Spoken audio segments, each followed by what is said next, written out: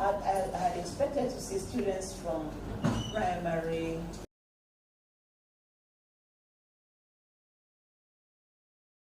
I hope they are here. I also recognize your presence. Participants, ladies and gentlemen. Jamhuri ya Muungano wa Tanzania.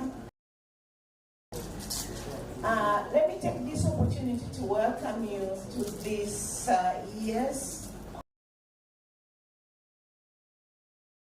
and innovation. It is with great pleasure that I stand before you today to this special thanks to Nactivate for spearheading the organization.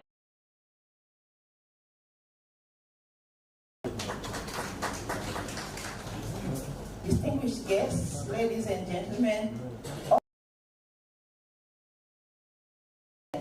and share insights on critical and the broader demands of our conference will each addressing key area that is pivotal to our education and training landscape. And hence, fostering innovation in education and leveraging technology for skills enhancement to cover all these topics this time. Distinguished guests, our goals is to develop strategies for effective teaching methods and learning approaches that foster critical thinking on enhancing academic and local skills, which is fundamental challenges of tomorrow.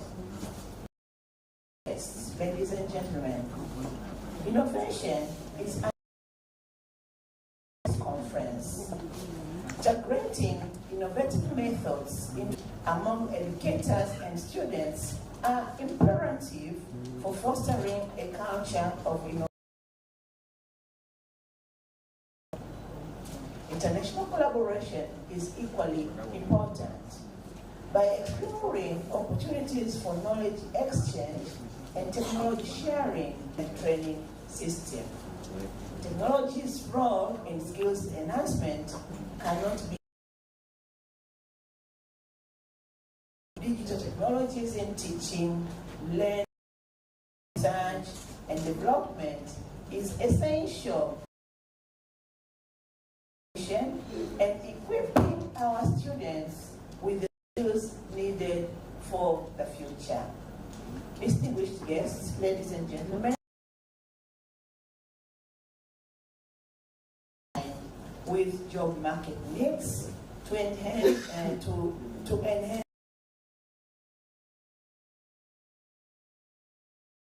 and prepare them to meet the demands of the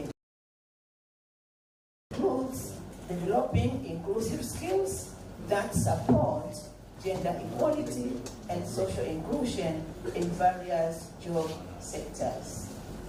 Additionally, economy, tourism, and environment. Artificial intelligence and the Internet of Things on employment is crucial changes. Finally, understanding Tanzania's export and increasing our competitiveness in global and pave the way for a brighter future for our education system and national at large. These discussions in 2050 and the deliberations from these discussions are going to be whatever is going to be incorporated in our national development agenda.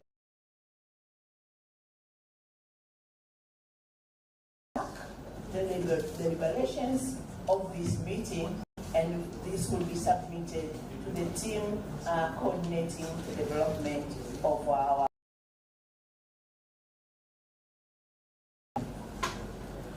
distinguished guests, ladies and gentlemen. With those few remarks, The Education, Skills and Innovation Conference 2024 is fruitful deliberations and discussion. Jamhuri ya Muungano wa Tanzania, kazi iendelee. Thank you for your attention. Thank you so much.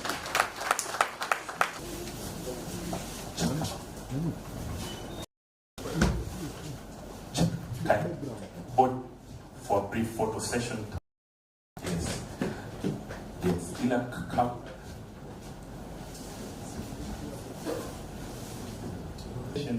namkaribisha Executive Secretary NACTVET Dr. Adolf Rutayuga tuweze kumshukuru mgeni rasmi. Muda ni huu, kiongozi wetu.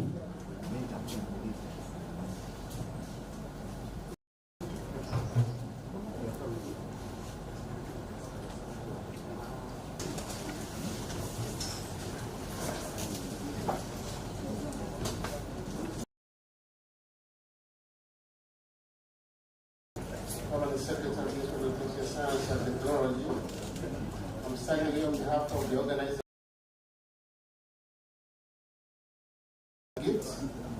Well, thank you for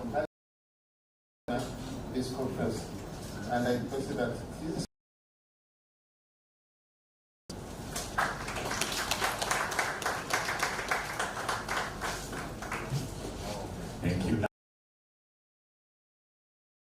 tunakaribisha uweze kupokea zawadi yako.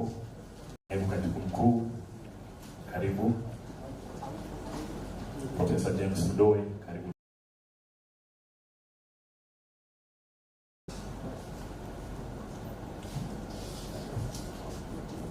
And we are presenting a small gift for the appreciation.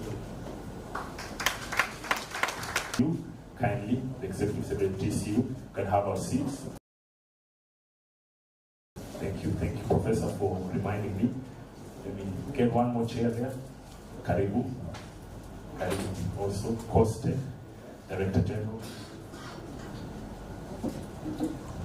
Okay, we're also going to invite the project. Kindly.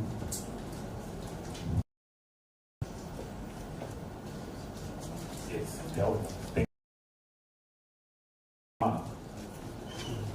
And also, we're going to invite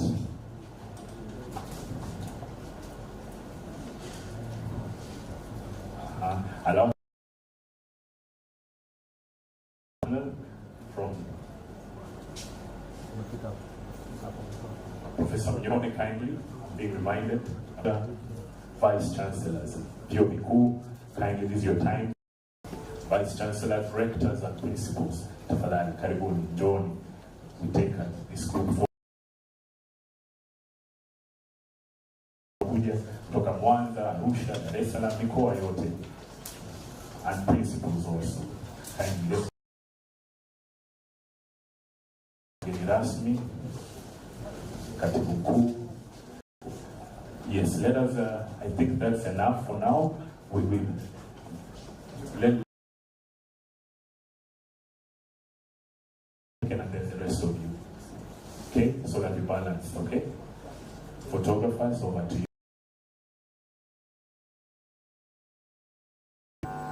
Wonderful. Wonderful.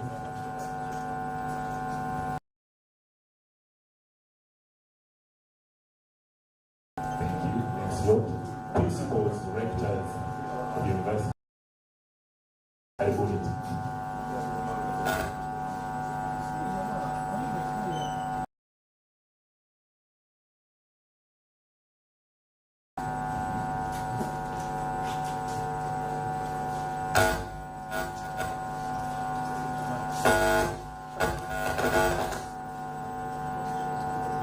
Next, we will have development partners, NLB, Funguo. Next group. Kuja, naona viongozi wetu wa vyuo wamekuja kwa wingi. tertiary institutions, karibuni sana. Development Partners Program, thank you. Asanteni sana. Karibuni. We thank you, the European Union and all our partners. Annabelle, barikiwe sana.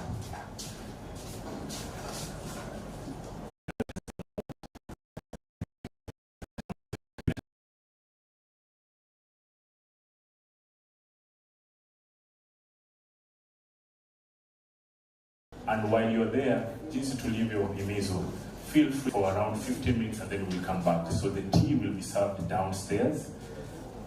Kule chini tutaondoka zote. So team zima, jopo zima, waweze kuondoka kwanza, and then the rest of us will follow. So with a lot of respect, tunawaalika. We came first. Thank you.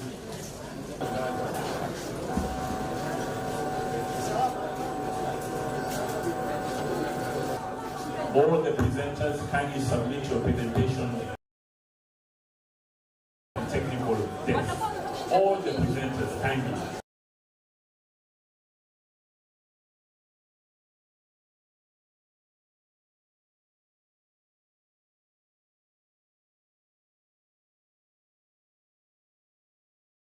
Leave your bags inside, but do not leave your phones. Simu zenu, laptop, if you have anything, you can carry it with you, but other things you can leave right there. Feel free to leave your bag on your seat.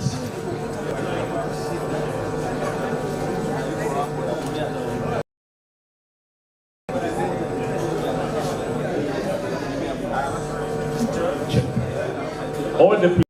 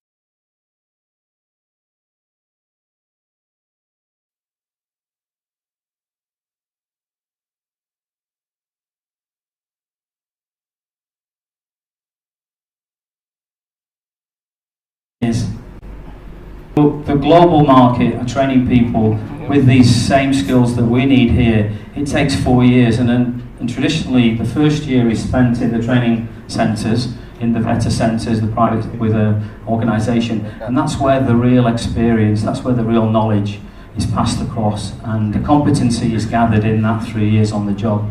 Next slide. To become a mechanical fitter, is it important that the trainer has experience in that capacity as a mechanical fitter? That trainer just from an academic background, and this is to have years of experience, and that's one of the challenges that we face, and some are more mature than others. If you can just roll through the images, we have world-class. Yeah.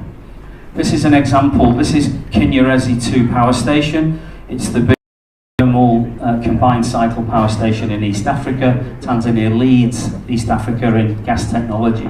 So we have through the pictures, please. Obviously, oil and gas. Becoming mature market with a deep water gas. Its discoveries in Mtwara. This is a picture of the offshore drilling campaigns. We hope to see the development of the LNG, and that this will create thousands and thousands of more. We have a very mature market. If we take into consideration Wadui, places like that, who have maybe 70, 80 years of and recruiting trainers, especially in these technical trades that we're looking for. Thank you. And the opportunity to use advanced technology now, CAD drawings, we can simulate a design, and all of these technology now are being applied in it from an engineering back. I think the regulator to UK 2 years ago, and last year we took some VETA representatives, and the example we showed them was how industry is leading training, and it worked. There is no priority, it's a combination of working together. The industry, this is where innovation is happening, this is where the technology is changing, and if the industry is adopting and crafting the curriculum to meet their demands, to ensure that the students are oven ready to work, leaving these technical colleges is a very key role. And these are just some of the, and on the right you can see some of the institutions that we're working with, and most of you are represented here, and that partnership is something that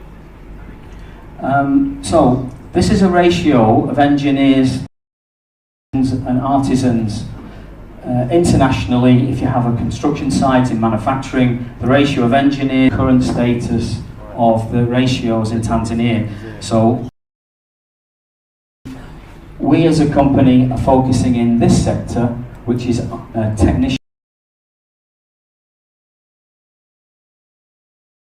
technicians and artisans, and this is where we need to. And it's not ignoring the engineers. I think there's lots of engineers, but there's not too many institutions turning out good technicians and good artisans, and that's where we're focusing our efforts. And okay, so in that theme, national occupational standards, it's the baseline for setting up a curriculum. Please just roll through the to create a curriculum. Please, yeah, we use the national occupational standards. The curriculum companies, the private sector, employers, wherever they come from, they're the ones that need to please just keep pushing the slide. Yeah, keep going, please, all the way to the end on this slide. Go back, sorry. Okay, so you can see that the development has to be developed with employers. From our experience, employers have to be involved with the regulator, and then the training provider delivers that training. And hopefully successful in a project working with ECOP, which some of you know, East African Crude Oil Pipeline, bringing crude oil from the oil fields of Uganda to the terminal in Tanga. Of engineering works. Next slide, please. And there are a lot of opportunities. Please go. So the investment from ECOP, they will be investing in training aids in Arusha and in opportunities to see how things work in a classroom-based environment, but also in the field environment. The training that we're providing will give them baseline training. They'll be taken overseas, where they'll be working alongside mature engineers and technicians. Approximately a 2-year program for the Tanzanians. There's 144 students have enrolled for this training. I think Uganda. So again, these are just examples of training aids. If you can carry on to the next slide. For this project, this the will inherit this technology and the opportunity now to run more training programs through IMTT, through Arusha Technical College. So, because it's an oil and gas project, is from APITO, it's an international reference for engineers and technicians working in oil and gas. Please, you can this to train the trainer. So the trainers in Tanzania, the trainers both at Arusha Technical College undertake a train the trainer program as well. And then finally, technology is being the flow of oil and the bulk storage, and then the transfer over to ships. All of this can be simulated. How to effectively run a virtual pipeline system, processing system, export system from the I think that's the end, if I'm not mistaken. Just please go to the end.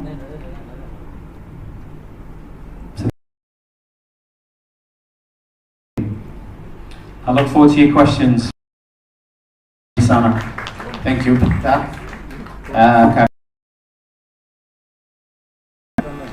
For a nice presentation. We were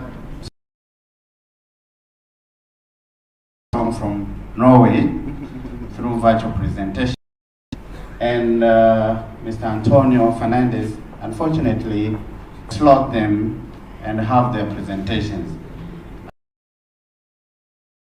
A panel discussion, and can you arrange me a panel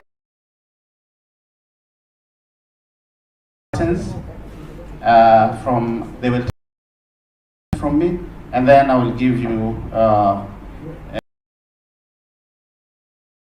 your remarks, and then conclude this session.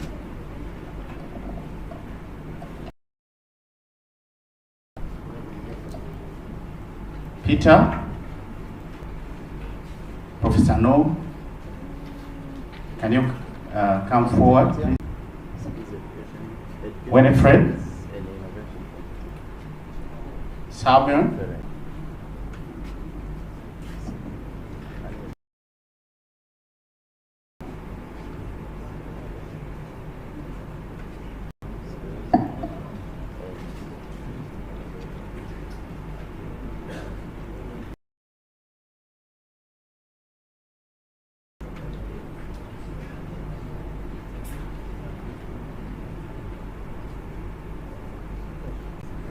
we cannot discuss them here, but I think their presentation, and I think discuss what they just presented, and they see how that becomes appropriate in our both of you in this panel discussion. A few questions from me. You will take up some questions from me, and you can also react from the. You've just discussed, or rather presented about the fee of job as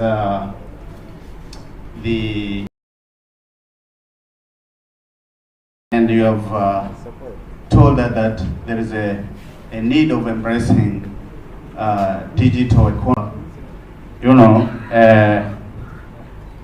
Issue of artificial intelligence, Internet of Things,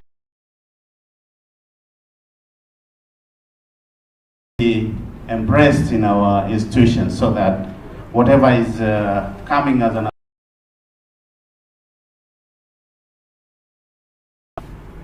and you may also answer strategies for reskilling and upskilling from, in the academia point of view to make the demands of 4R driven economy. Can you the floor for question? Thank you very much. I'd like to start with the second question. The most important thing that we need to realize is the fact that obsolete very fast. Therefore, one of the biggest area, and I think my colleagues also, particular skill level, or even completely disappear, and they need to be able to shift to another industry. So the effective strategy in our curriculum so that we actually prepare people to learn technologies learned in their lab. So what we need to do is a skill set of a critical number of our people in the ability is how to interact with artificial intelligence and do things that human beings do. So that area of focus. Can you tell us the position of our country as far as the digitalization of technology is concerned? The telephone capacity in this room is bigger than the computer that I used for my PhD in Newcastle University. The entire university computer program that I used to say. So the issue is when you are simple, sort of like smartphone, telephone you've got.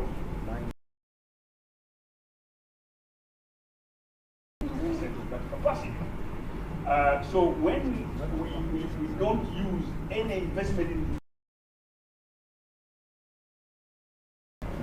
and we know that those will become obsolete very, very fast, that's a very big waste of resources. So every time when we invest, there's a certain level to another level. So here, we use something 1%, then it becomes obsolete, we use another one, and therefore. Say and now Peter can react to this. Peter, don't you see a fear of Professor No insisting when we continue use all the technology that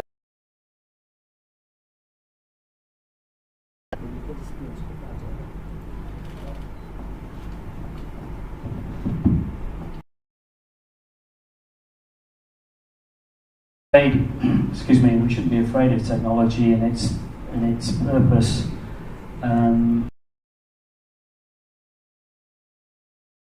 You'll see an example of technology that's being used in welding training in terms of getting the student to a point of qualification. It will save a lot of money, it will save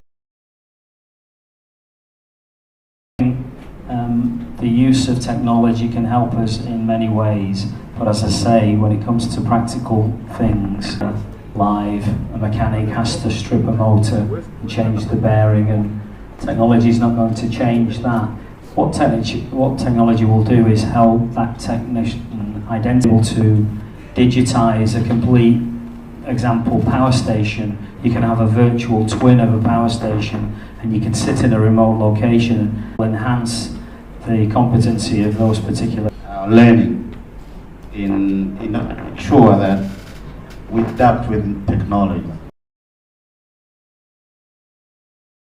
Experience, one of the questions when we were all stood in a circle and we had to ask what was the further apprenticeship. And I think during that training, all of the soft skills, as well as the practical skills, customer service, humility, empathy. My first posting was Somalia. I was sent to Somalia. No, I couldn't speak the language, but that collaboration and that partnership of my learning, and I think that's the biggest takeaway, is that, you know, whether we're academics, we're engineers, we're technicians, we're artisans, each other. Engineers can't do anything without technicians. Technicians can't do anything without engineers. More consideration of all of the things that we need. Thank you. Okay.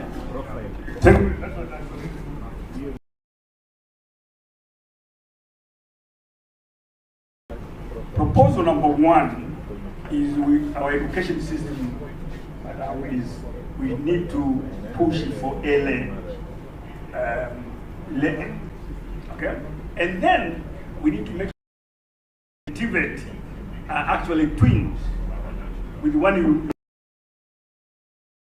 There is a continuous learning in the industry that is actually linked and driven by TVET itself. It is going to be better for us, and because they continue to live in the industry as the technology changes. If we don't have that,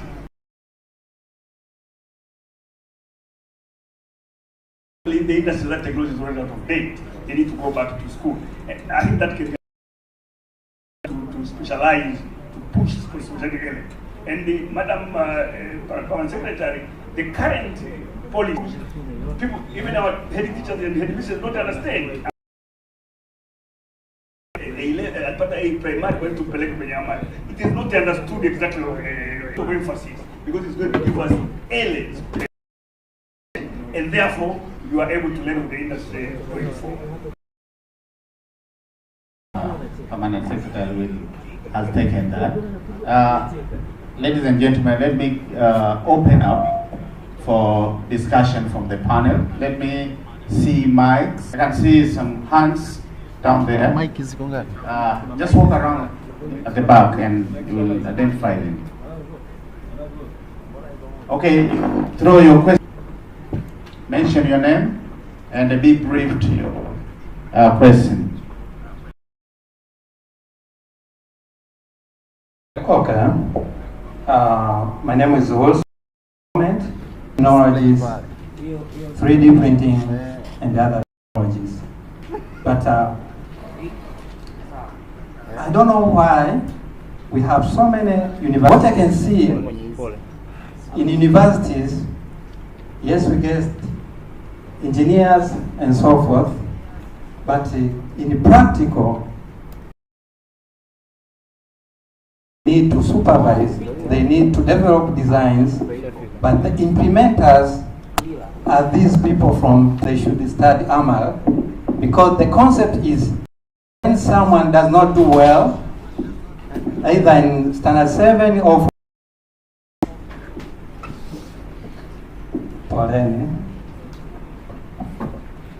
Make your you also. Sure. So when the student does not do well in standard 7, for them is inactivate. Nenda kafanya hata masomo ya ufundi. But I'm thinking open. Is it technical? Manake leo tungekuwa na mafunzo wakatengeneza product ambazo ziko well defined. Tukabagiza watu wachache ambao, na ndo maana hata Mr. Peter amesema we need more technical and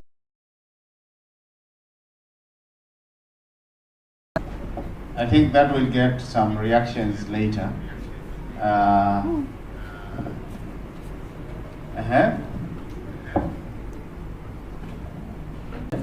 And inviting me as an industry stakeholder. I'm I'm from Muhammad Enterprises. I just want to ask one question. Your name, please? Muhammad Shah. Ask a question with panelists. What are the barriers between industry and academia?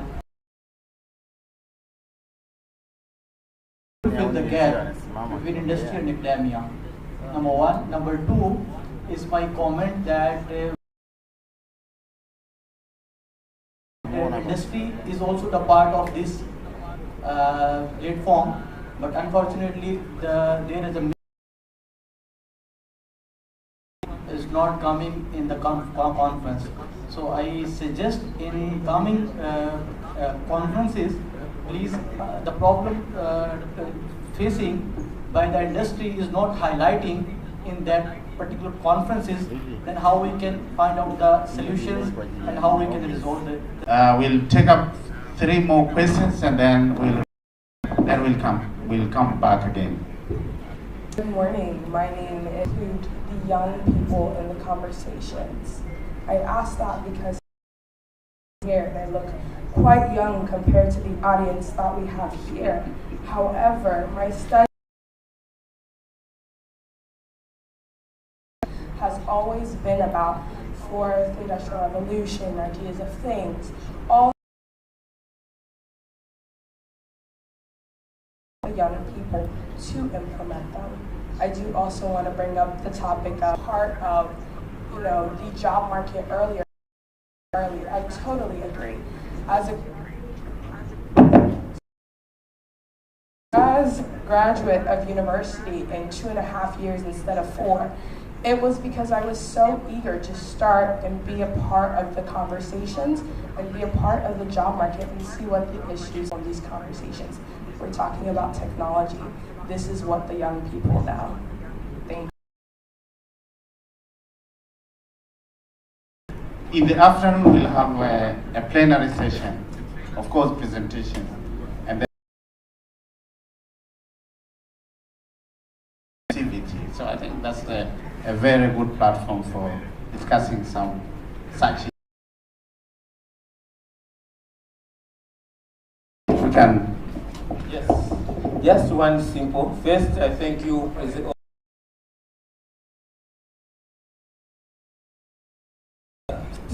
But the question is, when in Tanzania, are we going now to cater for the needs of artisans?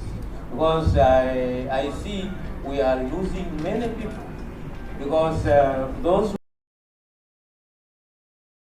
who fail there because they don't know English, as if they went there to find English. Now, I think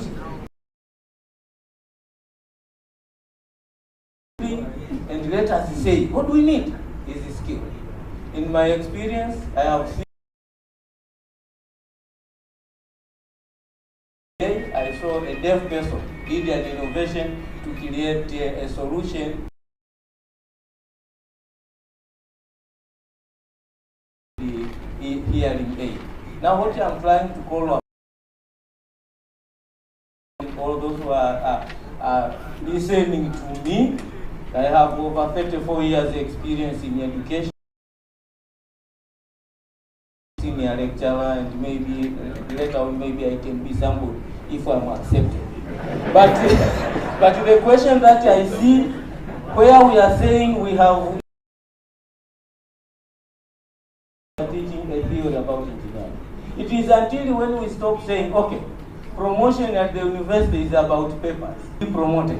Then people automatically will work on life and not on doing innovation.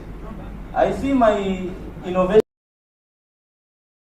for the deaf in Tanzania, for example. I think Honorable President, Madam Daktari, to employ a blind person to become an accountant through my innovation. Just one clap for me. Away with this reading and writing. Thank you very much. Let's go to skills. My name, okay. I'm Dr. Cosmas Mnyani from the Open University of Tanzania. I'm also one of the peer reviewers of Global Report on Assistive. I'll give them opportunity and later we'll come back to you. just a pertinent question that is coming. Of course, the child stigmatization of Amali. That's what I'm getting from the feedback that the flow. So what can we do? I know following up the schools that began implementing Amali, and one of the key challenges from both parents and the teachers in embracing the Amali. First of all, I'm very happy with us.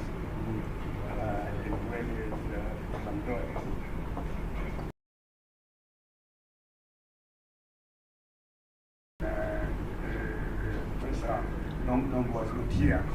Tanzania is a leader in the world in terms of good policies in education. We've been having good policies on education since. So the current policy, education policy, so my request is the way it is. Actually, if we implement it the way it is, it's going to be, it's going to take. But now when you look at the way we, actually what Manyalo was saying, a professorship, but I think we need to move away. As you were saying, actually I agree with technical education and failures. That is the big problem. We need the herself, that people who go for technical, those are the one people we want. It doesn't matter what you call them, whether they're failure or not failure. Those are the people who do things in the end. So that rises 0%. But they are number 3 in terms of patents in the world. Actually innovating, and they are, you don't get patents if you don't innovate something very, very problem. Since elimu ya msingi, elimu ya kujitegemea, very good policies. But then we forget that policy and we start implementing this idea. So I want to emphasize and agree with Manyalo and the others. Education ya Amali ipewe kipa cha hali ya juu. Tutatoboa. Mimi naambia ukweli. Tutatoboa. There were some questions by the floor. Yeah. We have lots of industry, CTI. Are they the right group to link industry? We can collaborate, how we can have more internships, how we can work with industry. That's the key. So I agree with what you're saying. And youth. I think the government's new education into secondary schools. So I'm a product of a secondary school educational system in the UK many years ago. And opportunities to learn vocational skills in secondary schools. Because let's face it, not everybody can go to university. Not everybody can be a doctor, a professor, a lawyer.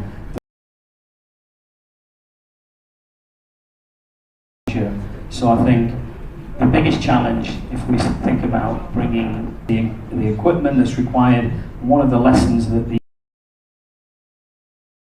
tool schools and tool and re-educate trainers, that they're actually using the training centres that are already there. The equipment's there. Schools are visiting these training centres, so that's where they're getting exposed.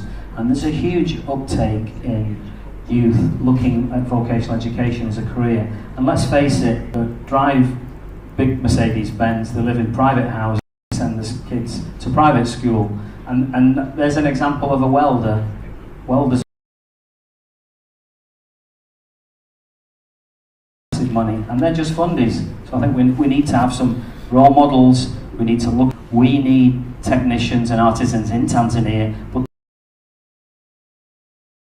so why can't we be a net exporter of technical expertise in Tanzania? Why not? We have the youth. We just need to coordinate, and we can. Let me come back to you again. If you have I've seen some. Let's give them opportunity to. Okay.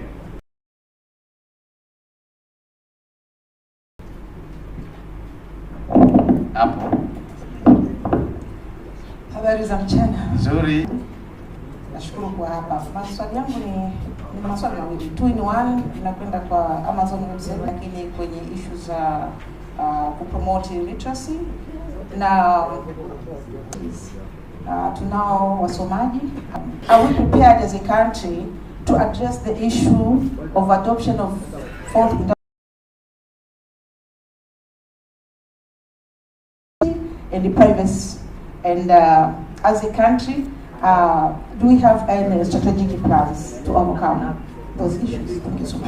Thank you very much. Yeah, okay, you should constitute a panel here. Please, can we have another chair around here? You can move that side, please.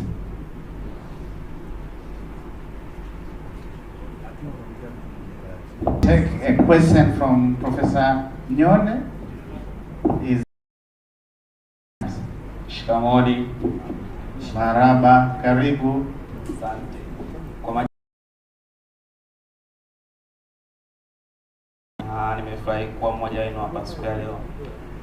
Na moja kwa moja ningependa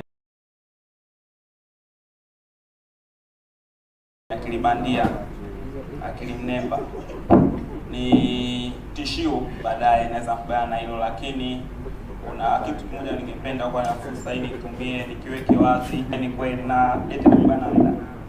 Sawa. ChatGPT imewekwa kwa lengo la kutoa elimu kwa dunia nzima musika. Lakini kwa mimi nitaongelea nchi yangu Tanzania, kwa tuna changamoto. Wengi wetu hapa vijana tushafungulia wazazi wetu, wakubwa wetu, vijana wenzetu akaunti nyingi sana za Google na wanasahau password. Na maanisha nini? Watu wana changamoto ya kufungua password ya Google. Pia anaweza maana yake hawezi kufanya kitu. Kwa tunakuwa tuna uhaba watu wengi sana ambao wanaanza sisi mfumo ya kwa kama ChatGPT kwa sisi elimu. Hivyo basi nilikuwa naomba tutafute solution ambayo inapeleka hii huduma, lakini lengo kubwa ni kusupport ili swala. Rafiki haiko hivi, unachukua tu namba ya simu zenu, unaingia WhatsApp, unachat na akili bandia na kutoa majibu sahihi kwa wakati. Wenzetu wanatumia hiyo rafiki AI kuuliza maswali, sababu kitu ambacho ni teknolojia yote. Wanafunza darasa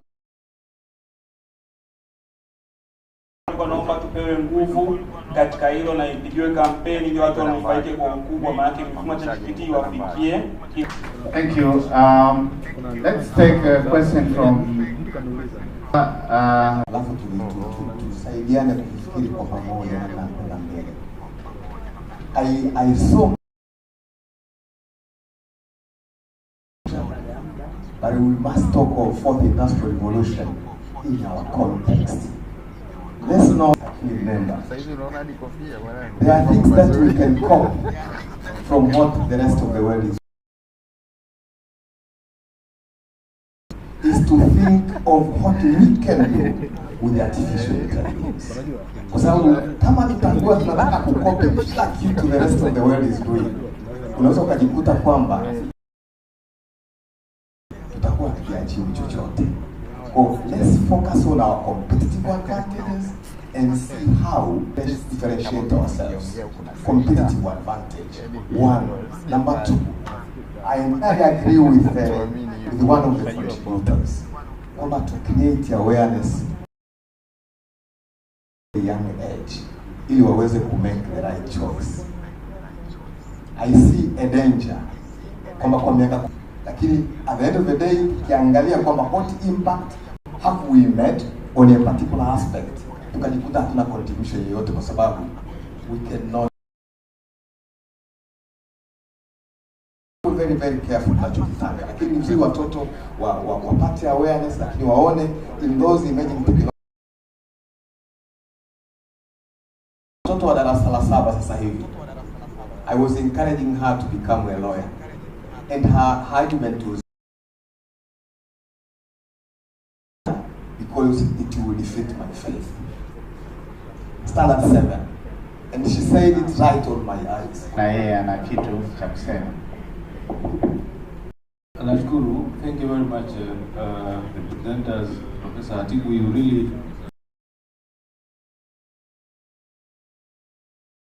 are saying things that are already happening elsewhere, but they're not happening at the. Now, I want your opinion on something that is getting now as a common question, that the industry, academia level are not matching. Now, with the speed industry and the academia, what is your opinion? Are we doing the right discussion of skills that somebody need to learn at the university, reliable, that will make them Mimi naitwa Neema, ni mwanafunzi kutoka chuo cha teknolojia DIT. Nachukua kozi ya IT, ila sehemu kubwa nimebase katika mambo ya artificial intelligence. Kutokana na soko ambalo litakuja mbeleni, pia revolution ambayo inakuja. Mimi ambacho ningependa tu kuambia jamii au kuambia ninyi ni kwamba tusiwe na wasiwasi kuhusu artificial intelligence. Mfumo inachohitaji kwanza ujiamini na kipaji chako. Hata kama artificial intelligence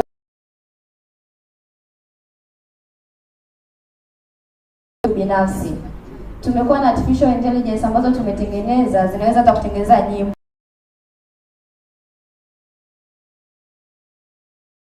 Ni kwamba watu waweze kujifunza kuitumia, waweze kuwa na elimu. Kwa mfano katika hiyo RFK yani inaweza kukufundisha prompt engineering. Hauna haja ya kuhangaika kwamba uache kazi moyo ya AI ikakufundisha vyema kutumia kazi yako na wewe ukaipa direction ni nini. Kwa mfano mifumo yetu inafanya kazi katika hospitali ya Kitonga, Dar es Salaam, customer care AI. Mtu anaweza kuwa na kazi nyingi sana, lakini tumeweka mifumo wanajibiwa collectively according to the institution. Kwa hiyo ni hivyo, tusiogope mifumo kujifunza ili tunufaike nayo. Asante. Thank you very much. Sindio, anaongelea training for future jobs. We don't need to be skeptical katika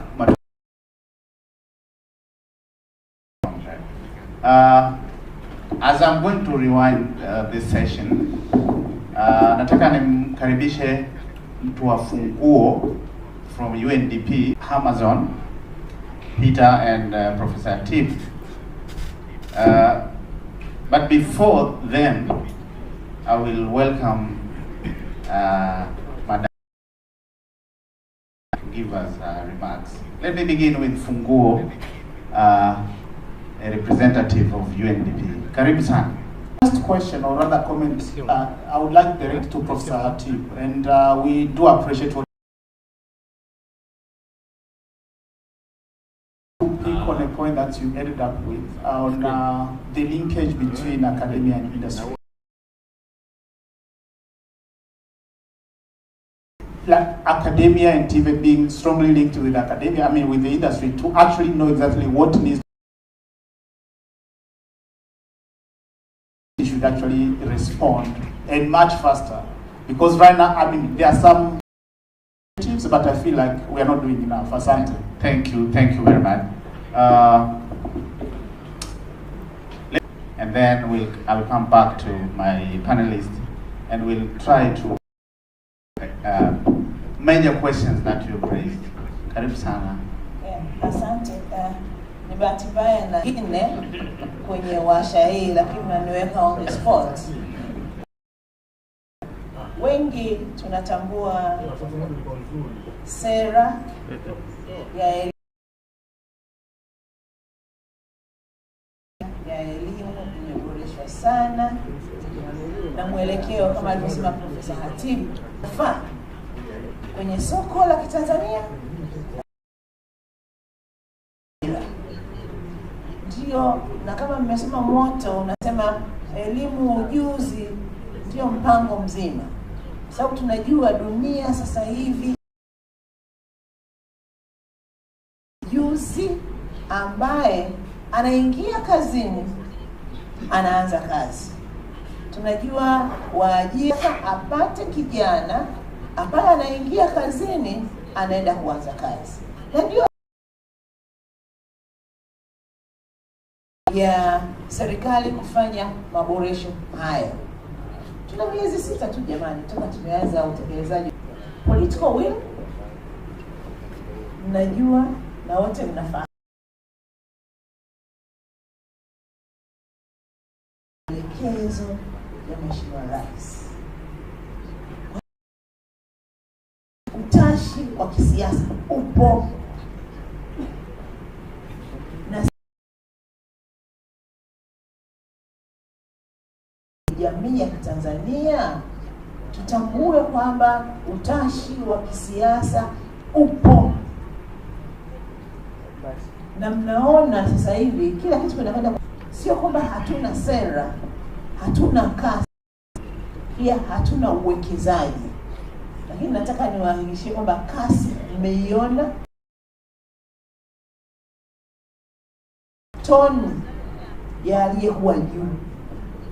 Kwa hiyo hakuna sekta ambayo itabaki hiyo hiyo. Kwenye mafunzo ya wote tuelewane vizuri jamani. Sisi tuliosoma zamani, mali niliyosoma mimi nilikuwa ni kukari. Ndio wengine walisoma electronics. Niweza kuingia kwenye ajira kirahisi. Ukapotea kidogo, ndio maana maboresho haya sasa yamefanya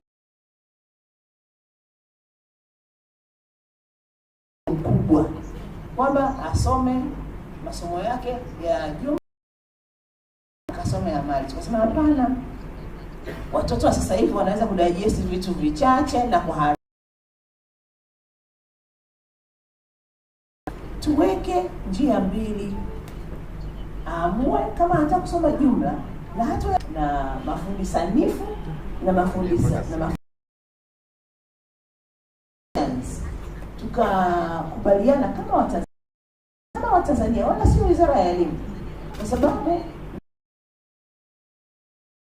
ilihusisha Watanzania wote, wala sio wewe ilishwa kwa namna moja nyingine na kundi la tushauri wa Tanzania ambao ndio wenye elimu yao. Walisema hao wa mkondo wa wasitoke kafa. Ndani ya miaka 4 kila mtu apate ujuzi. Lakini ili tuongeze idadi kubwa ya mafundi mchundo na mafundi sanifu, tukaona ni vyema sasa tuanzishe kuanzia form 1 mtoto achague amali anayo, na huyo ndani ya miaka 4 tayari atakuwa na cheti cha kumfanya aingie shule za binafsi. Wao wako mbele, kuna shule za binafsi 68 ambazo ziko tayari kuwakilisha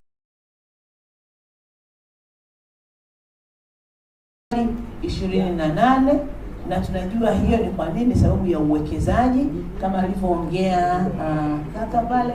Uwekezaji wa amali kwa kweli ni mkubwa za Watanzania. Fikra, unajua makaratasi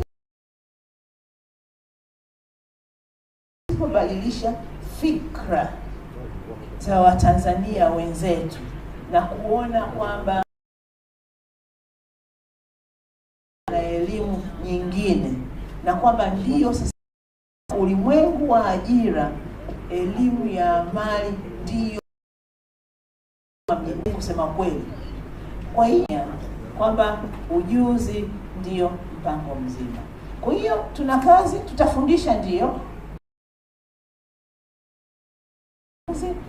hawajaweza kubadilisha fikra. Sisi kwenye makaratasi tumesema, lakini kwenye utekelezaji inatutegemea sisi sote, kwa sababu tulipo mwaka huu, Profesa Nuhu utakubaliana na mimi, kuna wazazi walikataa. Wazazi kutofahamu, labda pia na sisi tulifanya kazi kwa jitihada tazamo, ili aelewe uzuri wa kijana wake kuwepo kwenye shule hii. Kwa wazazi eneo la amali litakuwa ni kubwa na tutazalisha Watanzania ambao tayari la ajira. Na kwa kutambua umuhimu wa kutoa wahitimu wenye serikali haiwezi kufanya kazi bila kuhusisha viwanda.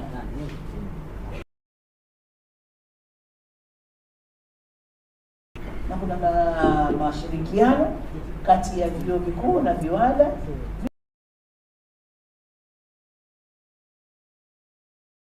ili continuously tuwe tunapata kujua mahitaji. Kusema kwamba tumeshafanya tosha, tunahitaji kuboresha mahusiano yetu na viwanda, yani yawe yanatiririka, yani kwa chuo yupo, tunawaita wanakuja wanafundisha, wote wanakwenda kwenye viwanda vyao. Lazima tutengeneze huo mfumo utaruhusu mtu wa viwanda, watu wa viwanda na sisi wa kila siku, sio siku moja kwamba tuna kikao, tunafanya kikao alafu baada hapo tunasubiri miezi mitatu ijayo. Lazima tuwe na mfumo wa kuwa nao kila siku. Tuwe tunaongea jambo hili moja, wa ushindi wa wanafunzi utakuwa ni ushindi wa viwanda na vyuo, lakini kama tumeshindwa sote.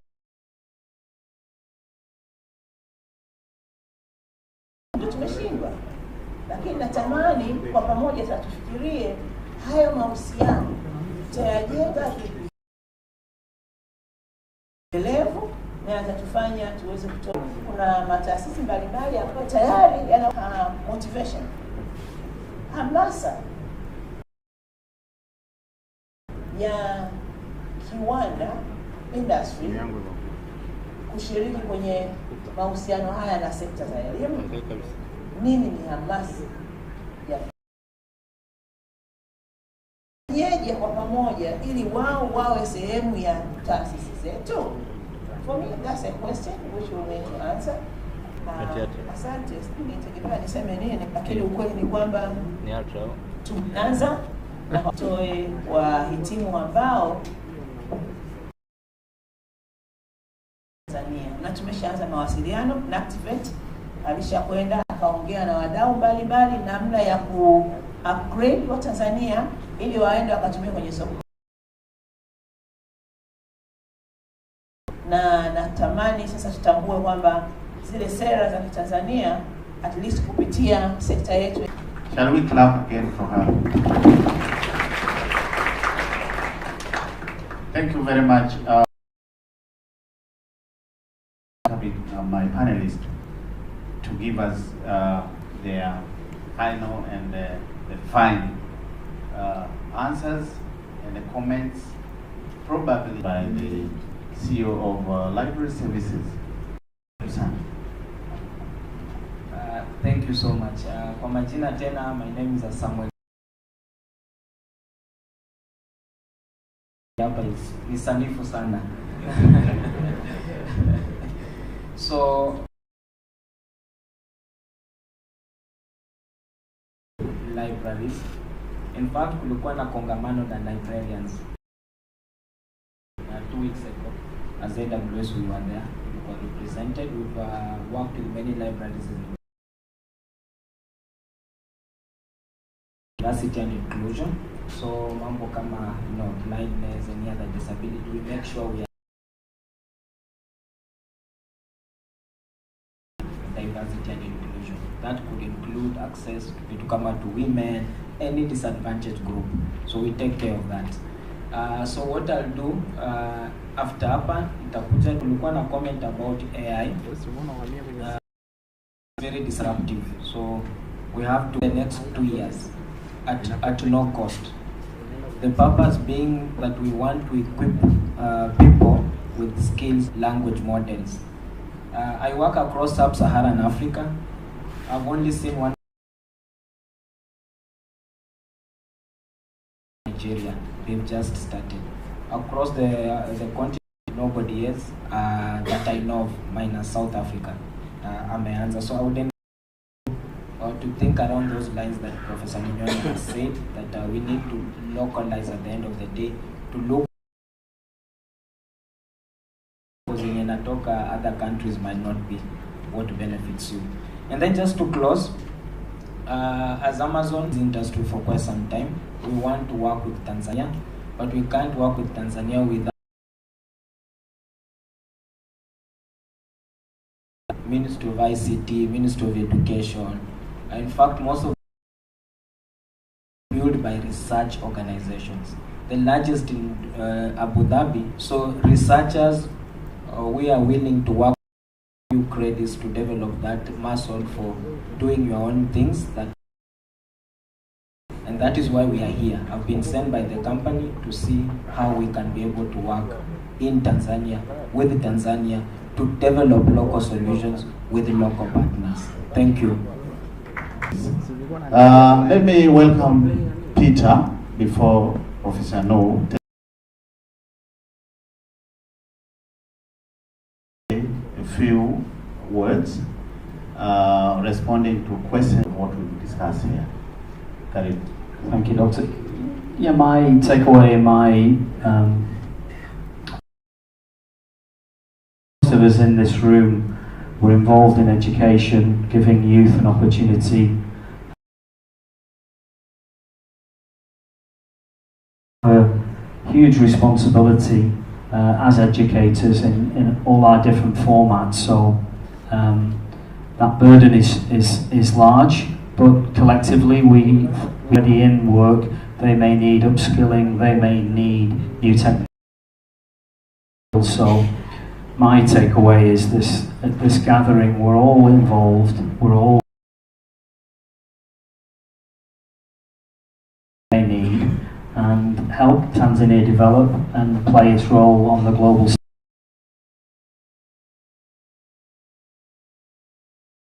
We all need to give youth what they need.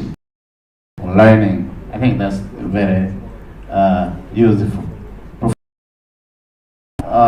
Directed to you, would you take a few minutes?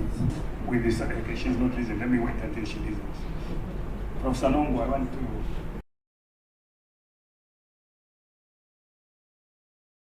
Professor, tulikuwa na usemi zamani wakati wa Mwalimu Nyerere, kupanga ni kuchagua. Tumepanga elimu ya amali, but we also need to choose roles of everybody to get the amali out of the door. Kwanzia universities, colleges, the education. Struggle kutafuta anafiti wapi. We need to finish that job. Really everybody knowing their job. And then we need to give everybody a target. Your budget will only be approved when you show how much you're. Otherwise, you're not going to approve your budget. You can do the other things that you're doing, but what everybody's got a role and they are requested to plan for it and actually to work on it.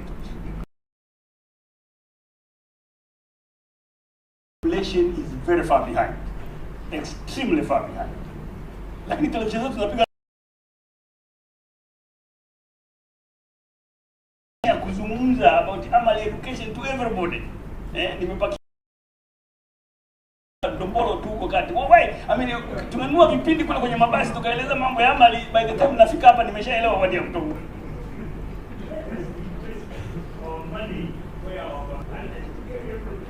Sina koroma ndo maana ameiacha.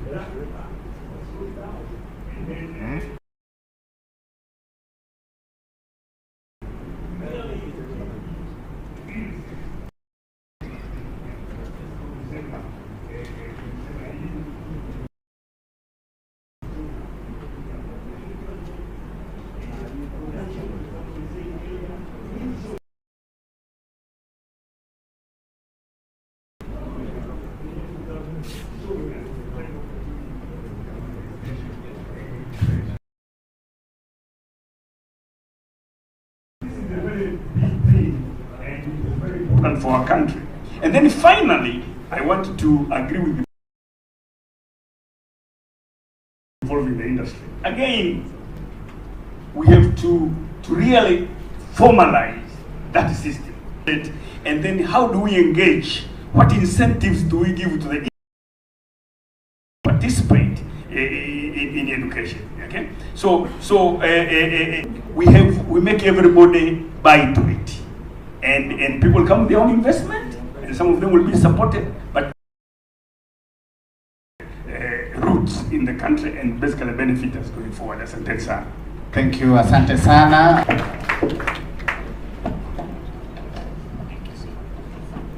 Thank you, Peter.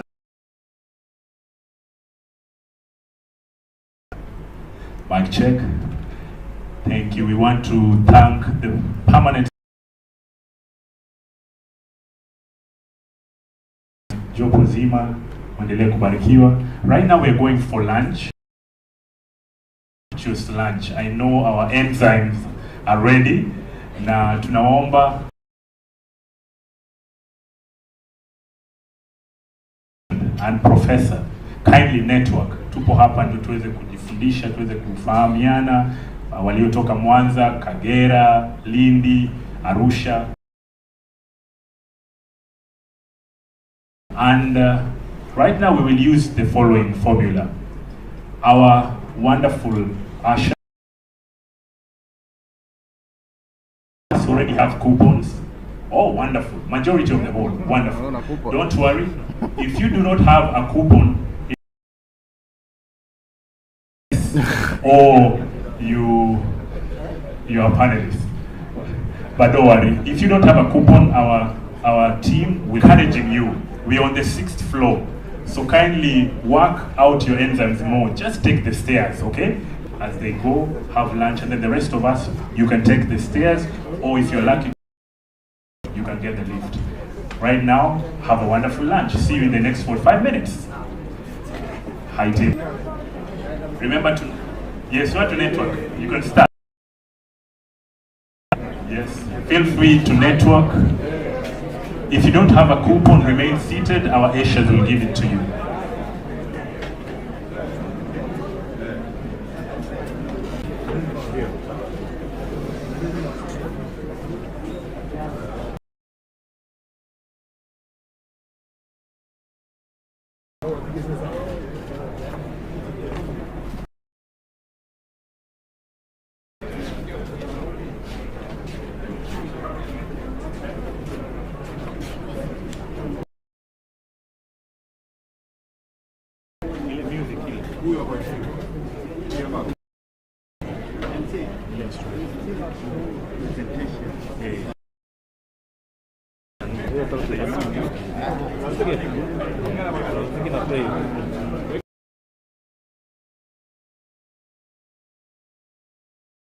Sauti kidogo.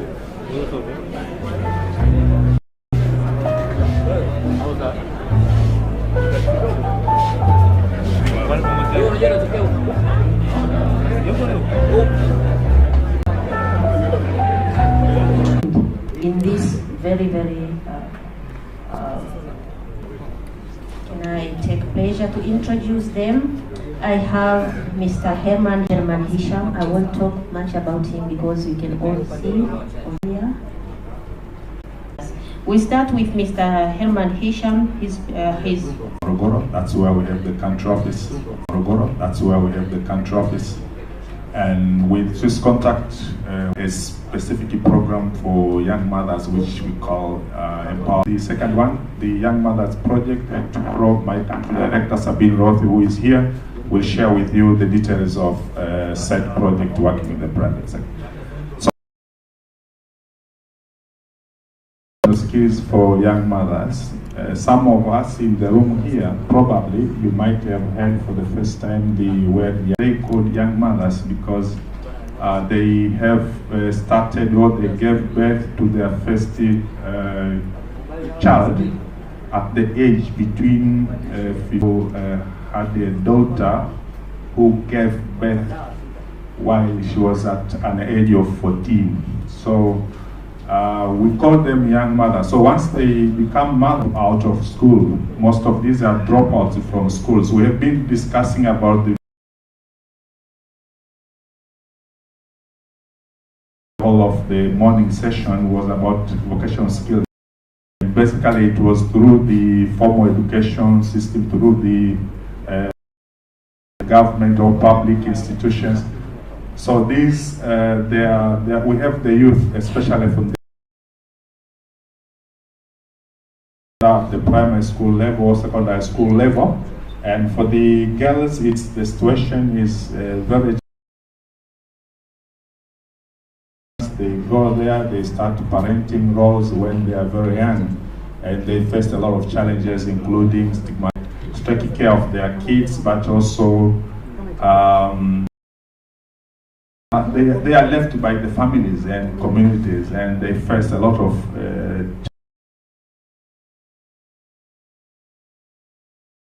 organizations and also some other stakeholders have decided to initiate some initiatives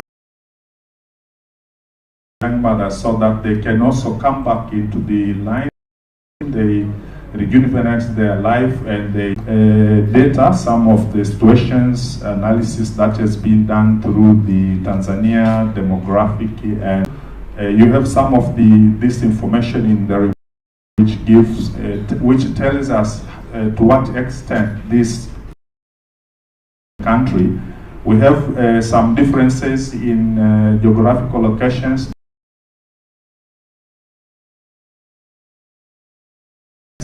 You have the differences between the rural and the urban areas. In the rural areas, the situation is bad. You have more rate of young mothers.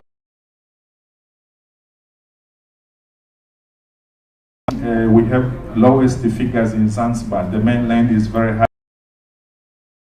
4%, and in Tanzania mainland you have an average of 23 of talking of the age between 15 to 19. And the southern highlands, Sumbawanga, that region is highest, and basically Songwe is the highest of all the regions in the country, or between the age of 15 to 19. So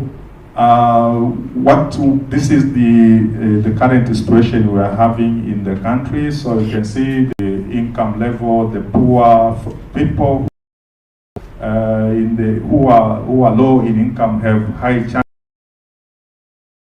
who have a better of income. Also for the education, the educated girls delays to get to become mothers, but those who are not educated, especially no education, they are in the very high risk of becoming young mothers. So also the study shows that by a girl would start parenting kids at very low age. So just is enough to liberate this girl to be in a very low risk of becoming a young mother. Next challenges I already spoken. The challenges once again. A lot of challenges facing them, ranging from social issues to income issues. So Swiss Contact Tanzania could see in your program there, where we have to implement in Morogoro, Iringa, Pwani, and expand to the southern highland. So we train these. We train. As you know, most of these have dropped out of school, so do not have the opportunity to access the work employment. So we train them so that they can access self-employment. Next.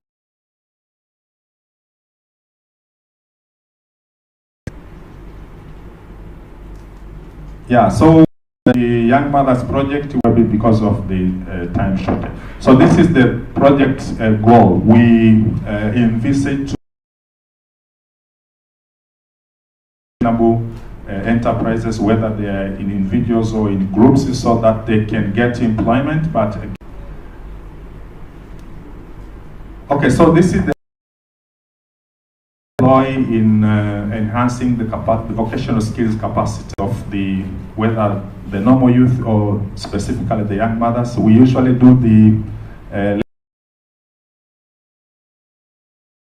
existing business opportunities in the market, and then we do involve other actors which are present in the areas where we implement, but also the government authorities, from local government to the ministries, and we, through involvement of these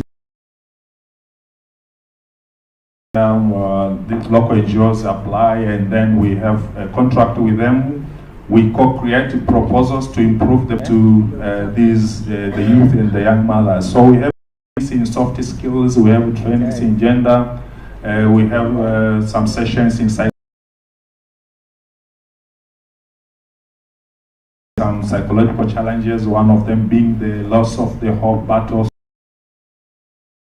And we have a number of other trainings like entrepreneurship, financial literacy, and we also, so the next slide please. We also, remember they are out of school, so the education level is also low. So we have to prepare them in the beginning before we take them to attend the vocational skills training. So a little bit the vocational skills, which gives them the hands-on skills that will help them to venture into businesses immediately once they finish the skills. So we are not training the theory training. And we do some other training also after the vocational skills like leadership, support to help them start their businesses. Once you get to start the business, you need some support so that you can stand by your own feet in the business. Provide this with the help and collaboration of other actors, including the private sector. Private sector is very important. With the private sector, we are not only targeting the big companies, because everywhere in the rural areas they are not there. So we also involve the small businesses that are available in the vicinity. The skills we provide should straight away enable them to get. Next. Yeah, so these are some from the government, some them with some gender, psychosocial counseling, but also some skills, some education, health. We collaborate with the government, and in the left-hand side, that's one of the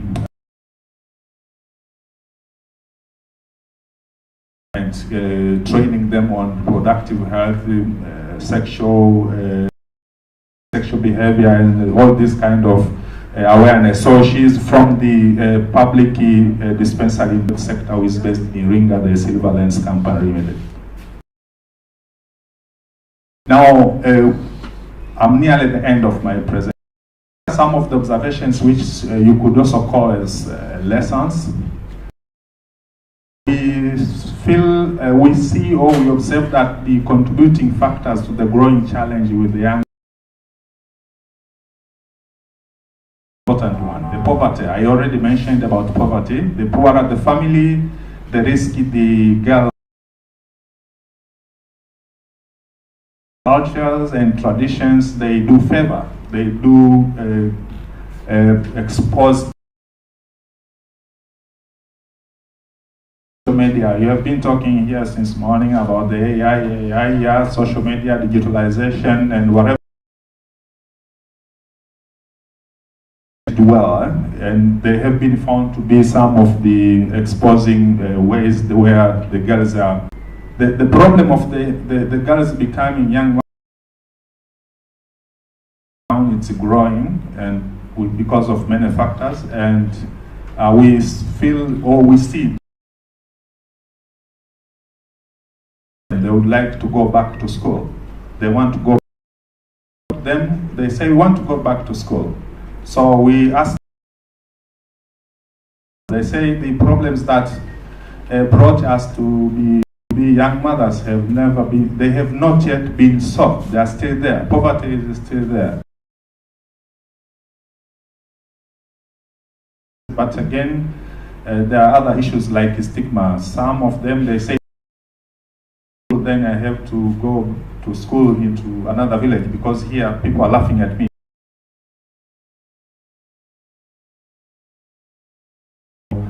they go with the kid to the school. So yeah, so they feel like if they need to go back to school, they need a village. Again, there is no specific policy framework to support the young mothers. There are some policies and strategies, but not specifically for the young mother. They have they have unique problems. They are facing unique needs of the young mothers. Next slide, please. So the other,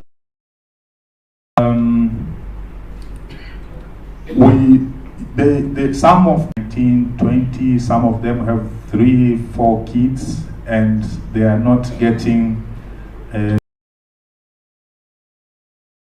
in terms of clothing, in terms of health.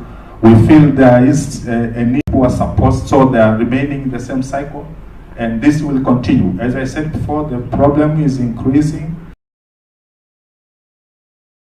How do we break this cycle? What should we do? What should we do to break this cycle? Yeah, do we need to develop some of us here? They have dropped from schools, from primary school, from secondary school. What is the role of the Ministry of Education? We have a lot of people, vocational school, institutions, wherever. We are coming from the education sectors. We are the leaders in the biggest, where they are coming from is from the dropouts from the schools. What can the ministry do to,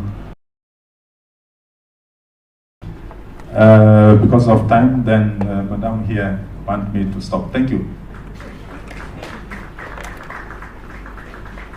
A round of applause for him, please.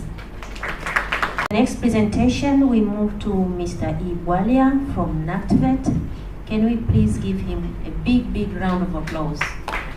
This is an example of an achievement of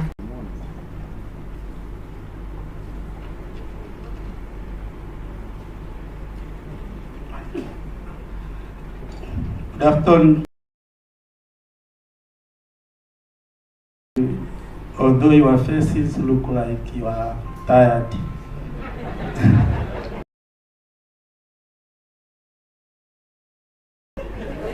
Okay. My name is Regius Ibwalia. I'm working. As you see me, I'm having multiple disabilities, visual impaired as well as physical impaired. But in Swahili we say and as my title says that my ability is not inability. You see me here, and I don't know whether he is back. The deputy secretary in the office sees that we are able. And the message I wanted, I think, is already sent. I could end up here, but because I have time,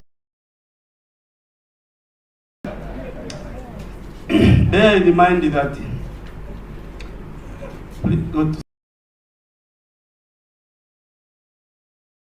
the world is estimated to have more than 8 billion population. More than 1 billion is for persons. Slide number 3.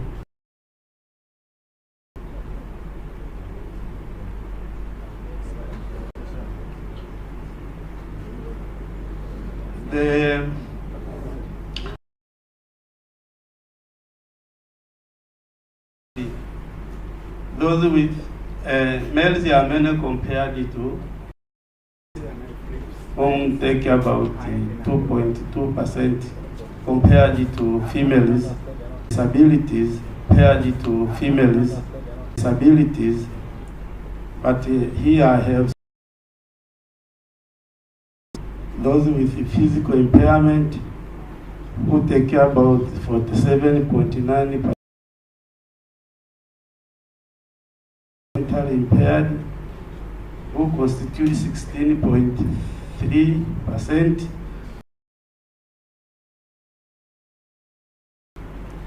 Is about 23%, as well as those with hearing 13% of challenges. We persons with disabilities, we face a lot of challenges. Some of them are because of the system as well as administrative ones. If you see the table carefully, the persons with disabilities who are accessing education is very minimal. The table shows that at the lower stage, only 40% of upper level are accessing education. And if you go to TVET institutions and the other learning institutions, you find that in education. But because we are here, we have to ask ourselves, let me pose some questions here to trigger our thinking. How our inclusive to persons with disability? Take the example of online or offline application with disability. And take an example, someone is already enrolled. What about to handle their matters? The issue of tables and chairs, are they inclusive setting? Are they inclusive with stakeholders? Because we are here, we need to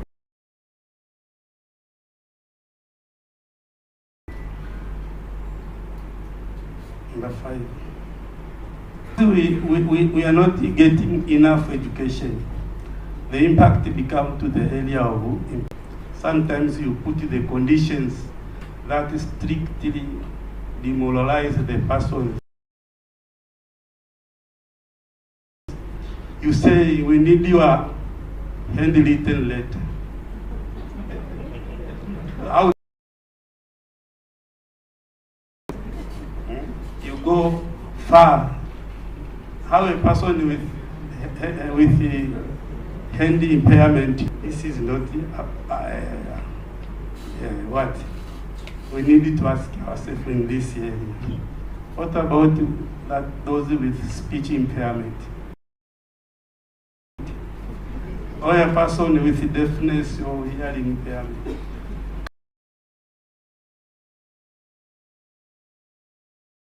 Are not welcoming the persons with disability to apply.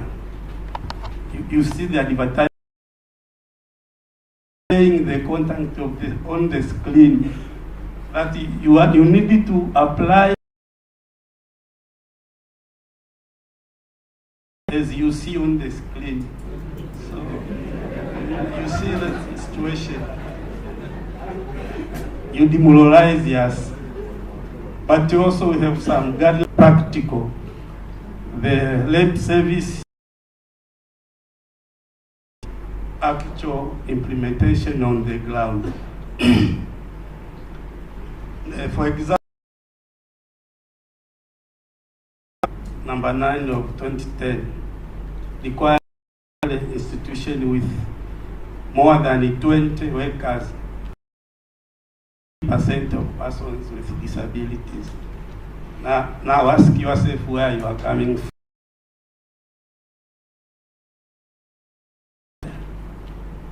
So we need something to do here. We need areas of workplace. Now, challenge. Many things go parallel, and here back there was one person who had a disability in Zimbabwe. And good enough, he was a wheelchair user. One day he said, if you have a disability, what people see to concentrate much of that disability, forgetting the capacity of that person. And you come to conclude that we are disabled. That you are making us disabled. That is the reality. Few examples of showing that people with disability are able. I have some.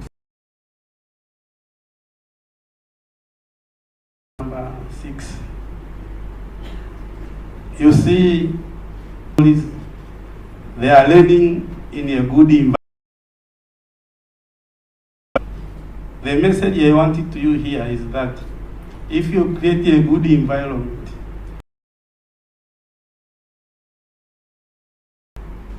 than the others. Number 7. So the message we get here is that you get to make chairs, tables. So what we need from you is what? Trust. Trust us, you will enjoy. Slide number 9. The 9th slide shows 2 parts. One part is showing that there is a regardless of our disabilities. On the other part, you see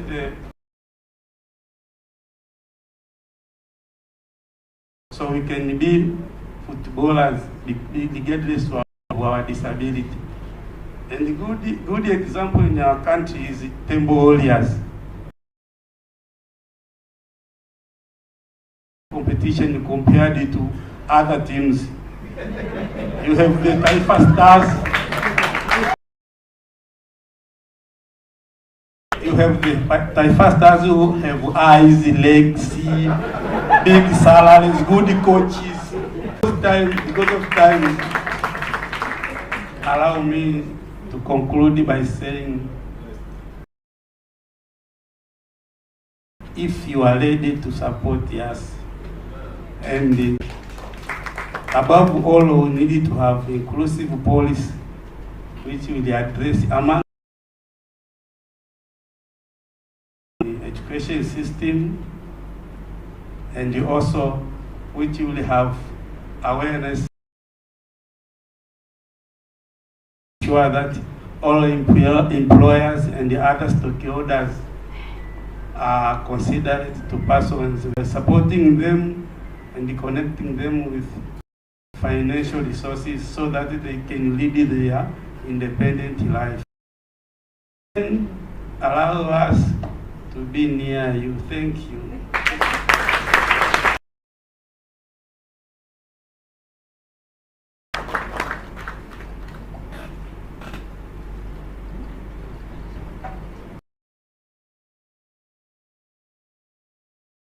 Zake, tumpe maua yake.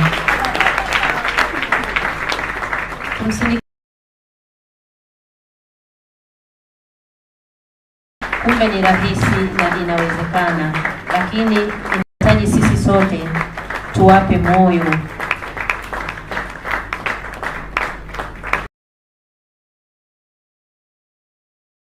Makubwa katika jamii yetu. Sasa nitampa dakika chache sana mwakilishi kutoka Enabel, Jovita Mlai, aweze kuzungumza kwa kama dakika 5 tu kuhusiana. Good my name is Jovita Mlai. I'm the Gender and Social Inclusion Expert for Asian Development Agency, and it is based here in Tanzania since 1986, 14 and 29. And the aim is to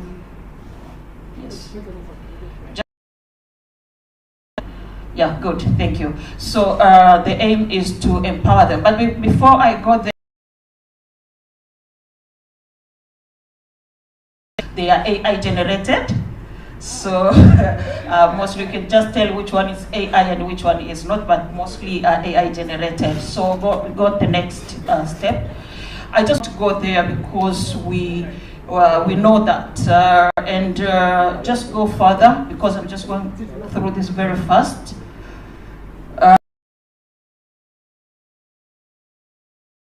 Is why do we want to build the skills, and why it's important? It's for young women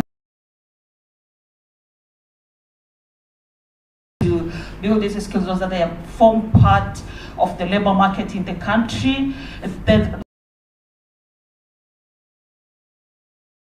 As the first presenter says, it breaks the cycle. And one study in India shows that who were born by the young mothers are mostly likely to become young mothers themselves. So the labor market is thin, and it employs about 23.3% of all vertical. While we have that, how do we go about build multiple but also options and girls? If I do this, please go to the next slide. And another one, but also as I said, is we have to address social norms. We look at the role of women and men in the communities. And this, because this dictates the kind of skills different women and men, girls and boys are or what kind of skills or what kind of pathway they take as they grow up. You'll find out that even though these skills sometimes they are look alike, like domestic chores, male take skills that are more masculine because that's how it is. And from our understanding and our understanding of what women, our understanding and expected work, 3 hours to start with, which means we have these, what are these unpaid care work? We have to reduce care work and invest those hours into building skills and development, but also redistribute them, address violence against women and girls, and invest in lazima. It's very important. So it's very also important to campaign and build systems. My colleagues say to go back and invest on access to sexual reproductive health and rights. That so another thing, we need to build gender transformative vocational education training institutions. While we have laws, these places are safe, these places are gender transformative, these places are inclusive in the teaching or content, but also or infrastructure, but also in terms of systems and structures that are self-confidence for young women. And here I'm talking about the voice of young women and girls themselves. Here during this same conference, we'll have a young women standing here. Do they, do they want? And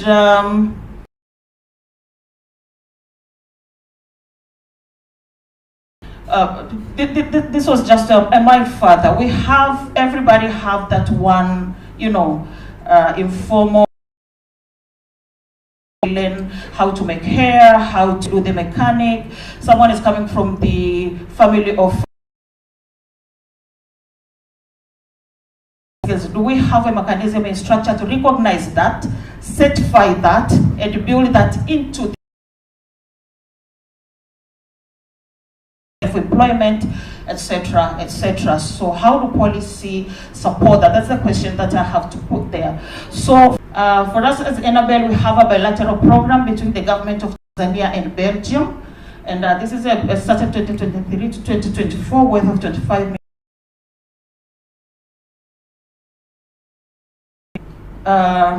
Just go in Goma, as shown there. And it is targets young women and girls of that we are hoping that they're empowered through multiple learning pathways and to enjoy decent green since we started this program. And it had 3 main areas. The first is education, access to secondary education to girls. We are hoping that for those who but also we have the quality of education, access in terms of campaigns,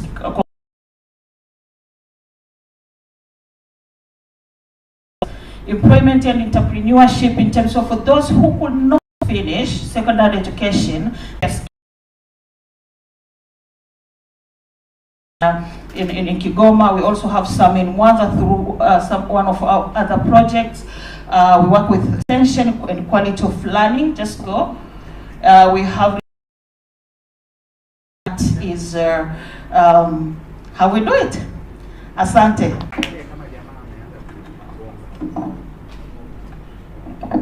Asante sana sana kwa ushirikiano na wadau wa maendeleo. Sasa tutakuwa na session moja online. I hope while we wait for that, can we just stand up and stretch a little bit?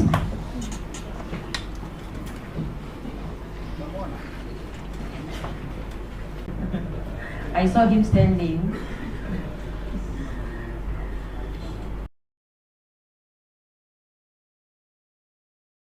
Kushoto, stretch to the right.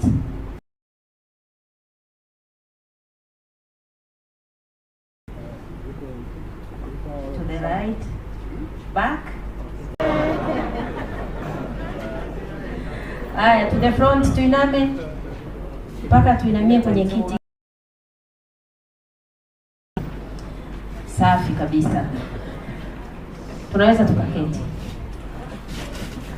The technical team.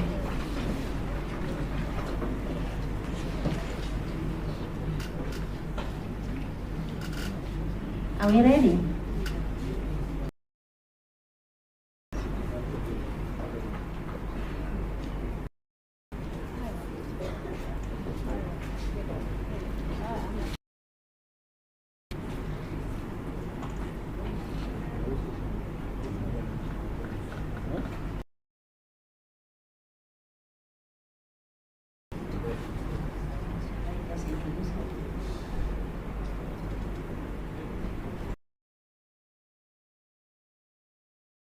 Yes, that is Antonio Fernandez.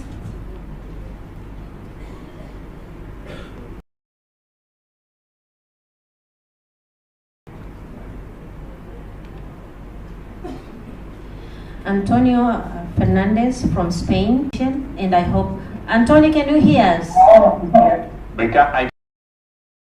That's really good. Karibu sana.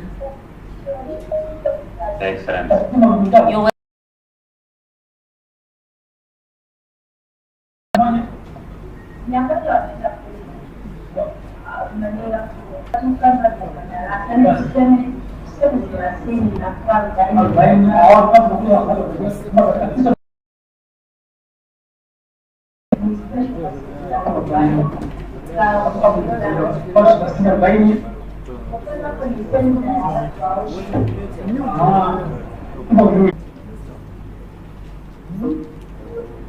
Antonio.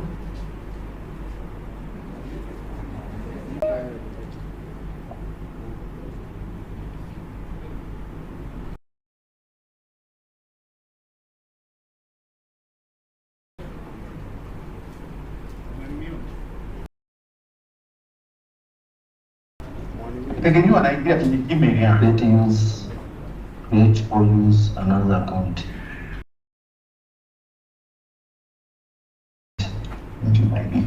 Andike.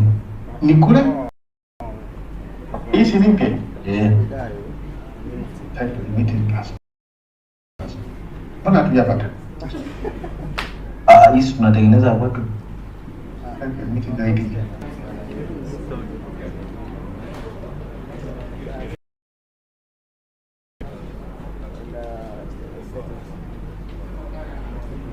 Hello, Antonio. Antonio.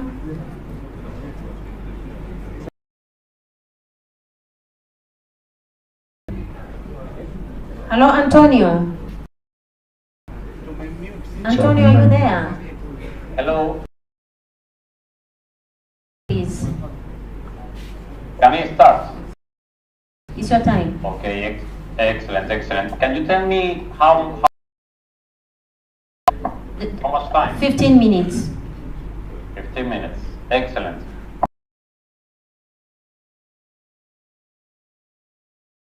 I am from Spain, from the company Augmented Technology, and I am very happy to use this 15 minutes an insight, first view of what augmented reality simulation is, the technology that is being used in markets like Germany, US, Asia, and more in Africa to train the new. To do that, I hope that you can all see me in the screen. I'm going to use the screen to show you the actual device. Not a real welding machine, it's a simulator. But it's very realistic intentionally, because welding is a very difficult skill. So we need to make sure it's very realistic if we want those welders to really learn.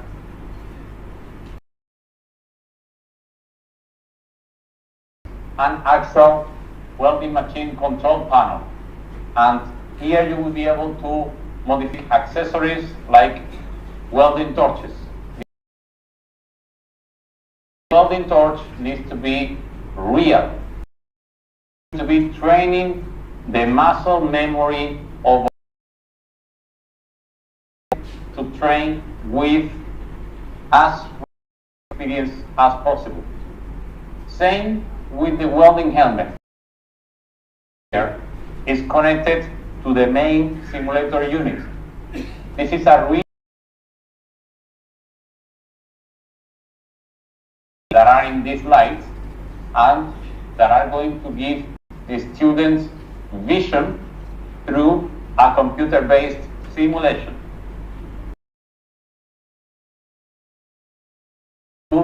That you can see in these physical workpieces, and this will be the equivalent workpiece that we will be using in augmented reality simulation. Simulation live in the next 10 minutes. So to start with, I'm going to of what this simulation technology can really do. So to do that,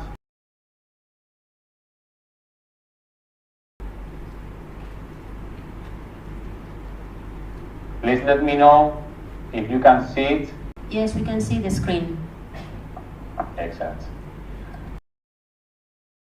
You that this whole simulation experience is going to be connected to a students and welding instructors to an e-learning day.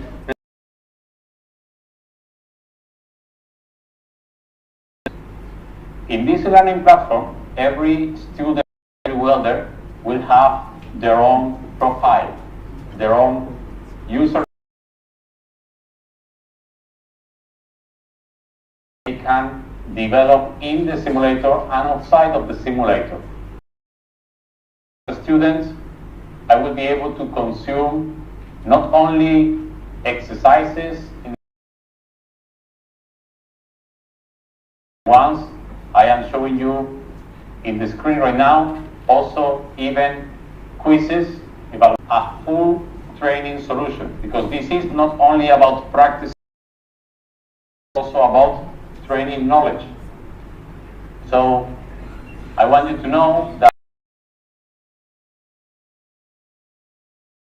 will allow training providers to customize the whole training.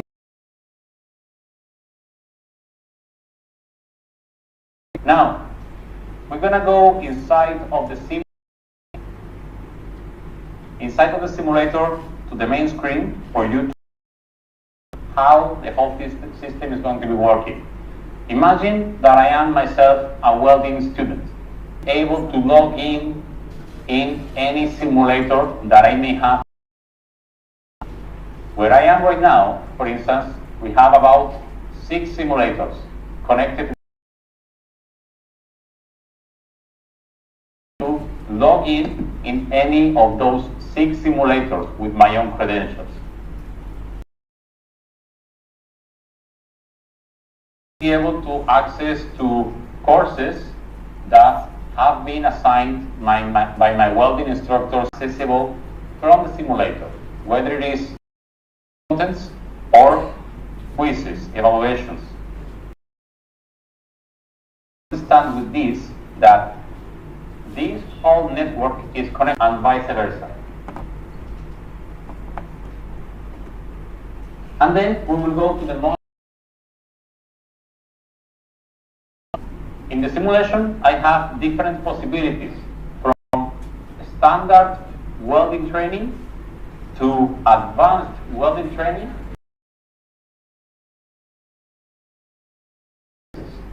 that can be customized for industrial companies. On this demonstration, training practices internationalized according to ISO 9606.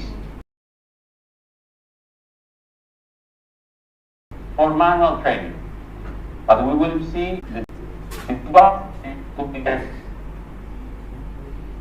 this other one, a bad joint, is this one. It's a very common one when it comes to welding training in any sort of training provider. Then we will select the flat position, or I could do position. In this case, I'm going to be using this one, vertical. Select the different materials, for instance, carbon steel of 6 millimeters. Then we will be able to select simulation technologies support different sort of welding torches. For instance,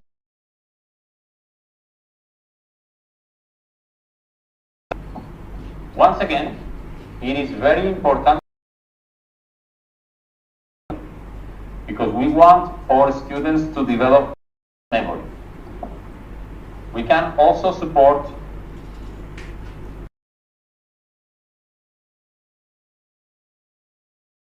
like this one. You will be able to set and weld using simulation. In this example, we are going to be using Micmac as one of the most common. Then we will be selecting different welding parameters. I'm not going to get into details. And then we will get our welding procedure specification, or WPS. I'm going to start wearing the helmet. Everything that you see on the screen is going to be the same that I see, right? So for instance, I workpiece, I can see the torch, see? And I can see here a simulator and adjust, for instance, the voltage or the wire speed. This is very important. I will then wear my gloves, which is one of the main safety measures that you need to take.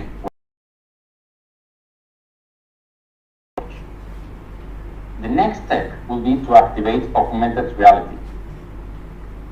When we activate QR codes, now it has transformed a virtual workpiece made of carbon steel, 6. But I can still see my hand. In fact, I can see still the real element. I can see my torch, but I can see that the nozzle of the torch is going to give me also this green and red, to give me live feedback about the performance. So what you will see now looks real, but it's actually augmented reality. I need to try to keep as much as possible in green color. Be able even to listen to the sound of the simulation, which is very, very realistic, because actually you see and hear is made from real welding videos made from different scenarios.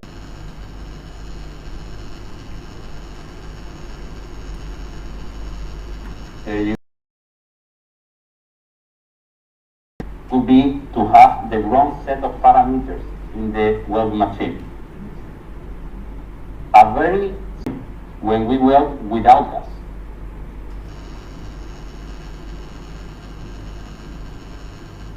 Well, that's the okay. It's back. Can you go back with your headphones? Okay, but that's the video from Sam. Can you hear me? Yes, we just had the video of the. And in consequence, I got a very important and serious welding defect that has a serious impact on the quality of my weld, right? This is the type of thing that you need to make sure that a simulation technology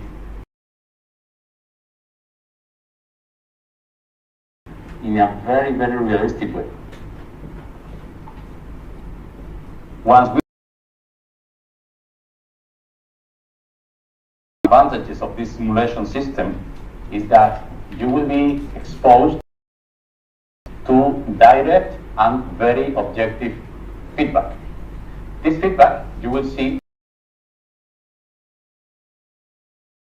there you go. That comes, apologies, we are losing the signal a little bit.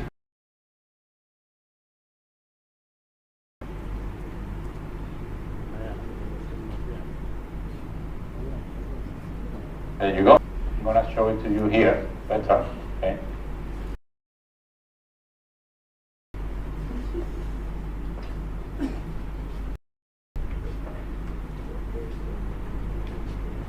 There you go.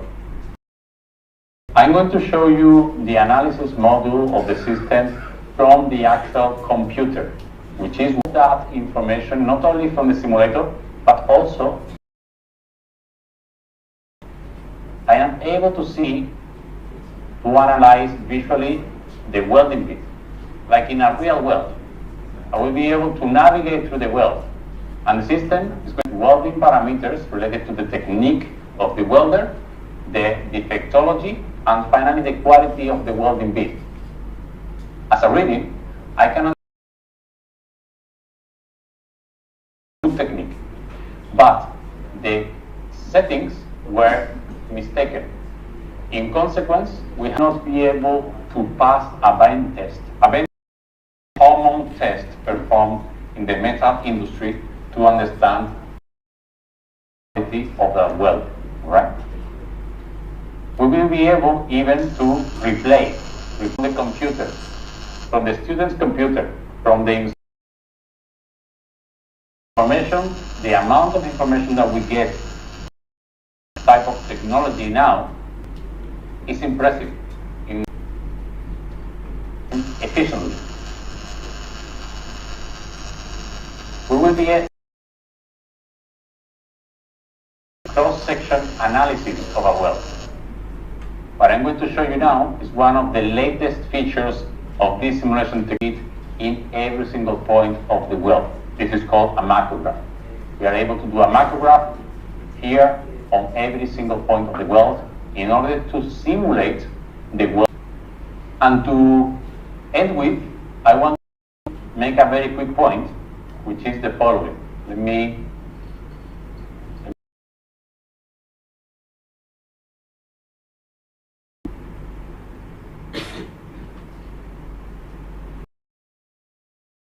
again. You have 2 minutes. So what you have seen right now is how technology can help to implement what we call augmented training. Is the combination of a simulation environment together with a real. This technology that I have presented you is here to be combined with real workshops. In order to really train to become a welder, you eventually need to go to the welding booth. I told you before, we have these 6 simulators in this room, but then we have a real welding workshop, because our students are able to go from simulation synchronized in an e-learning platform, in an e-learning database, which is the one that I showed you before. It's actually proven to work by different institutions that are related to welding, that show a clear benefit from the combination of both welding into the training of welders globally. So I see challenges in welding training, and we will be very happy to continue adding value to your knowledge in case that we can. So thank you very much, and regards from Spain.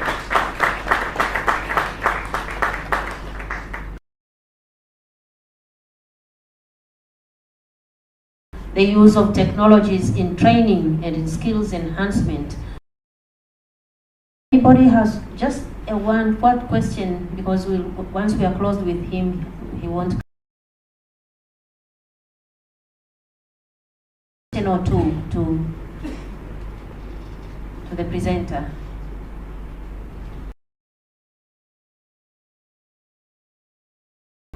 Just a round of applause to him.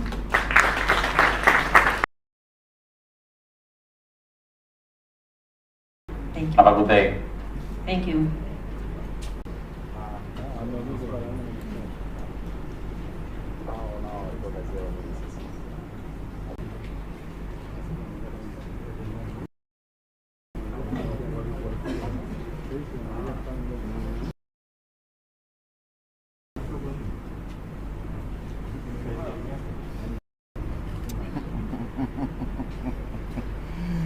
Mau chapa afu na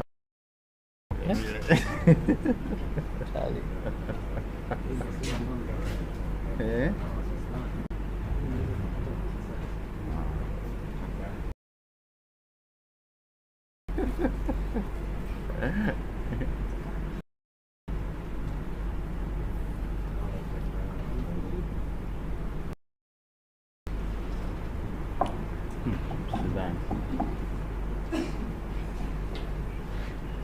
Gender and inclusivity in education and training. We have heard from all the presenters, so I think this is high time that we get a joint. I'll pose 2 questions to reflect on them. The first question is, what strategies can be implemented to ensure that equal access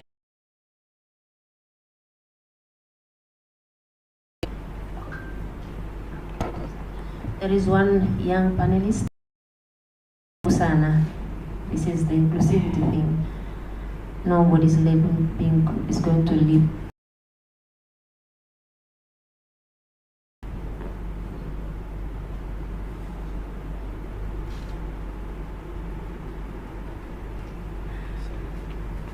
Can we please give her a round of coffee? Thank you. Karibu sana sana panelist.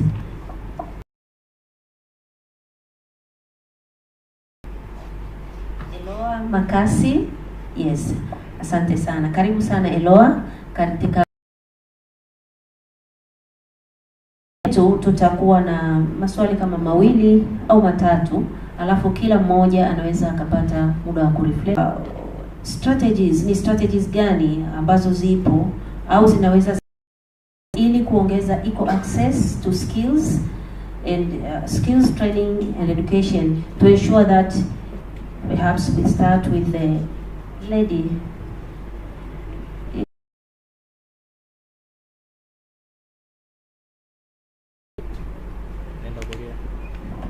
Do we have another mic?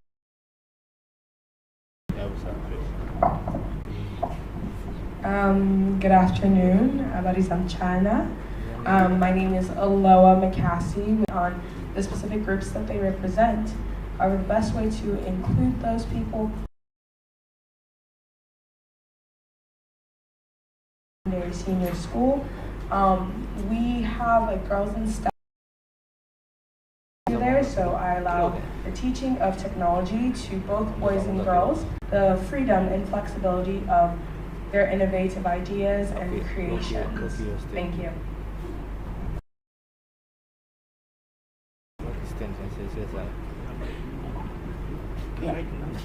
Perhaps you join, can you also join hands? I just want to add one more thing. I believe for private sectors, NGOs, etc., we have really good those plans and one thing that we are probably missing is in the implementation of those skills. If you look at the policy, you'll find out how much do we fund this, but also how much understand what that means, but how much do we fund them? How much do we invest in them for them to be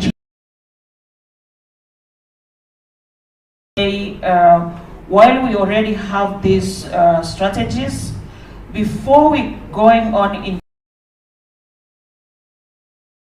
what we already have and make sure that they are working, and then we can probably say what is not working at this point so that we can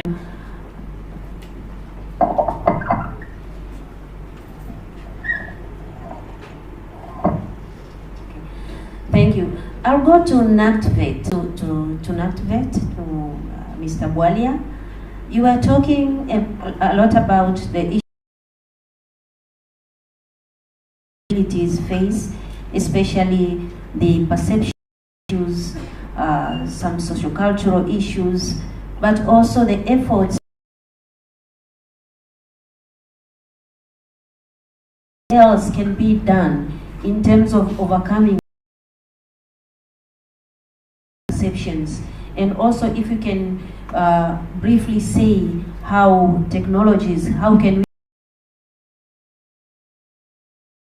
around the group this morning, and even the one we through the virtual presentation, how can including artificial intelligence to enhance access and inclusivity, including for people with disabilities. Mr. Herman.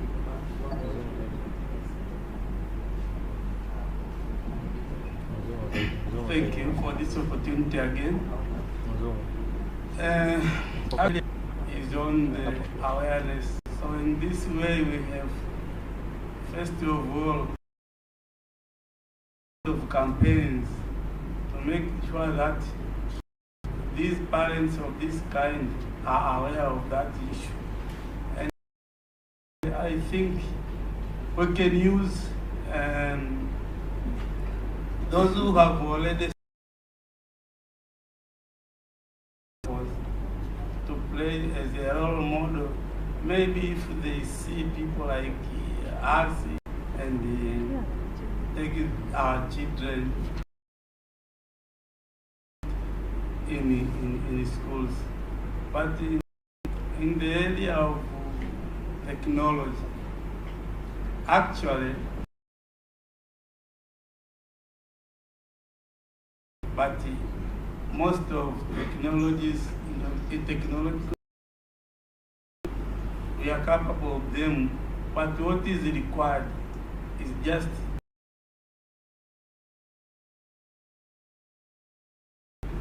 and they introduce those.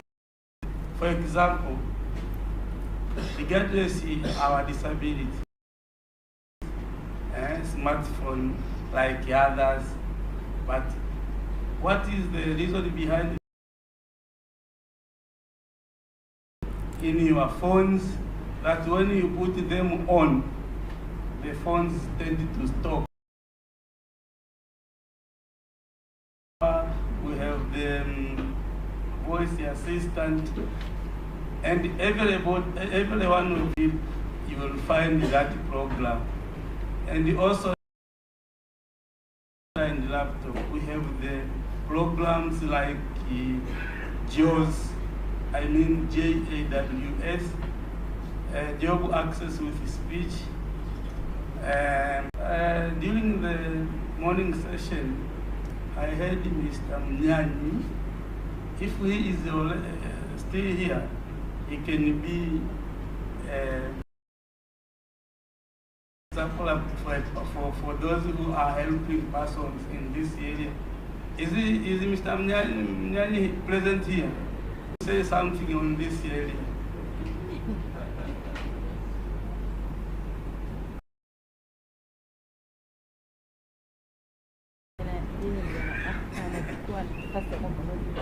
Thank you.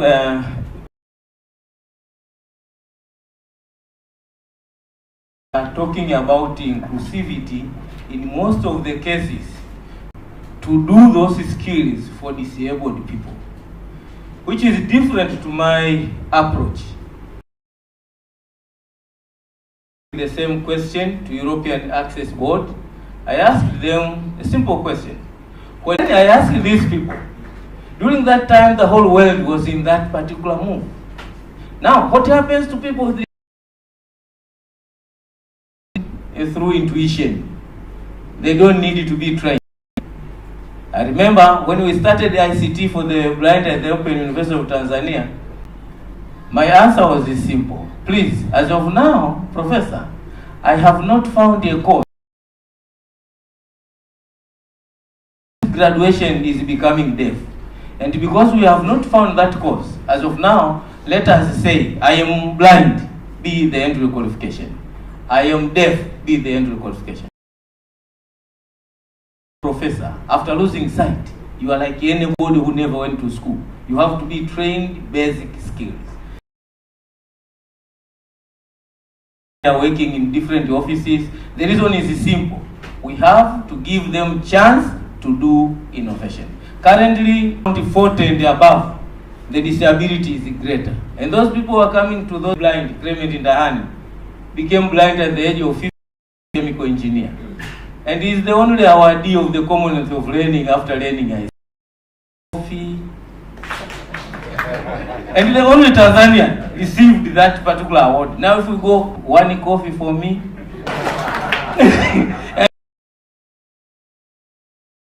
Actually, I'm talking here, we have to do something in the area of inclusion. What should we do? Let us give this training opportunity for people with disabilities whose entry qualification is I am disabled. And physically impaired, let be trained by fellow physical impaired. And just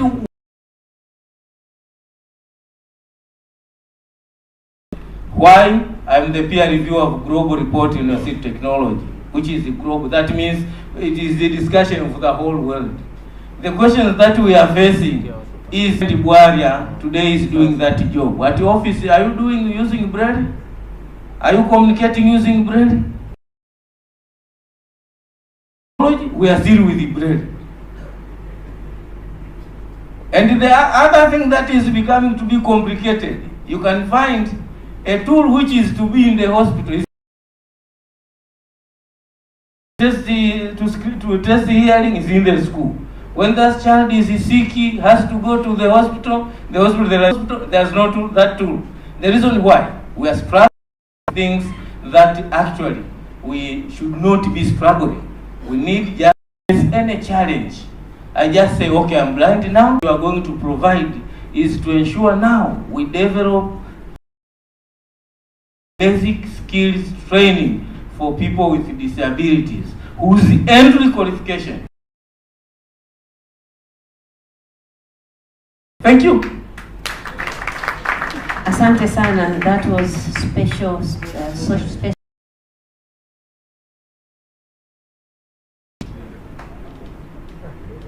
Asante sana. Usiombe rushwa ndugu yangu. Wewe sema tu asante. Sawa sawa. Okay. Now, issues, technologies are increasingly coming up, and we have been to the exhibitions, we have seen innovation, and a lot more that are not here. What is innovation and getting more innovators to respond to the needs for education?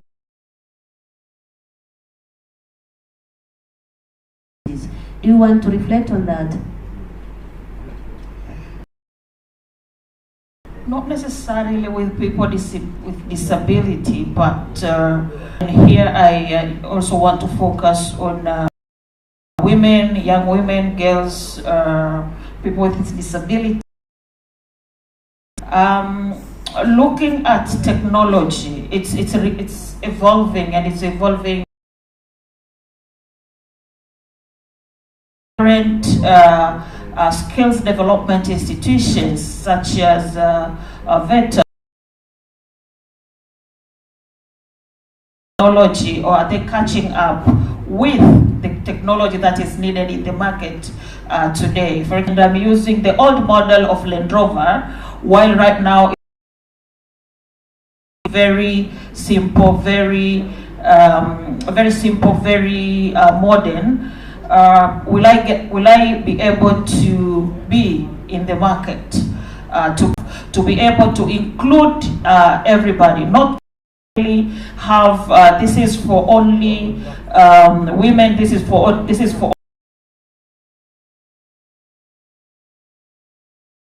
by all. And I was very impressed by the last presentation in Spain that showed probably welding has been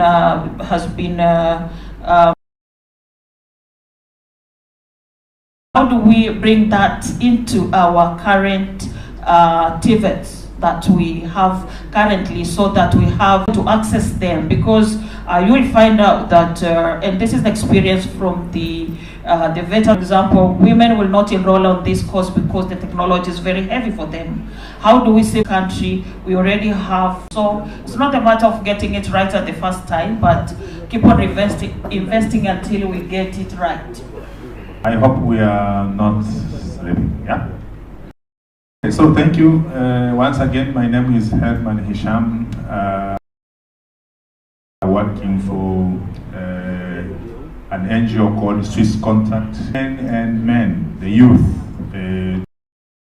employment, and also improve their livelihood, employment opportunities. So the group we are working, we have the special groups. I think you all, the women, youth, and people. Also correctly, people living with disabilities, not disabled. Yeah, so for us, we are working with the youth, women and men, and as I said, we are helping them to access particularly self-employment opportunities, and this is because we are working with the out-of-school youth. These ones who didn't go to school at all, they are not the majority of the youth. They are only below 20%. Majority of them have dropped out of school. So most of us here were working in schools, training schools, in secondary schools, primary schools probably. Maybe they are not here, but at least in the universities. Once we have a dropout, some a youth is dropping out from your school, from your college, from your institution.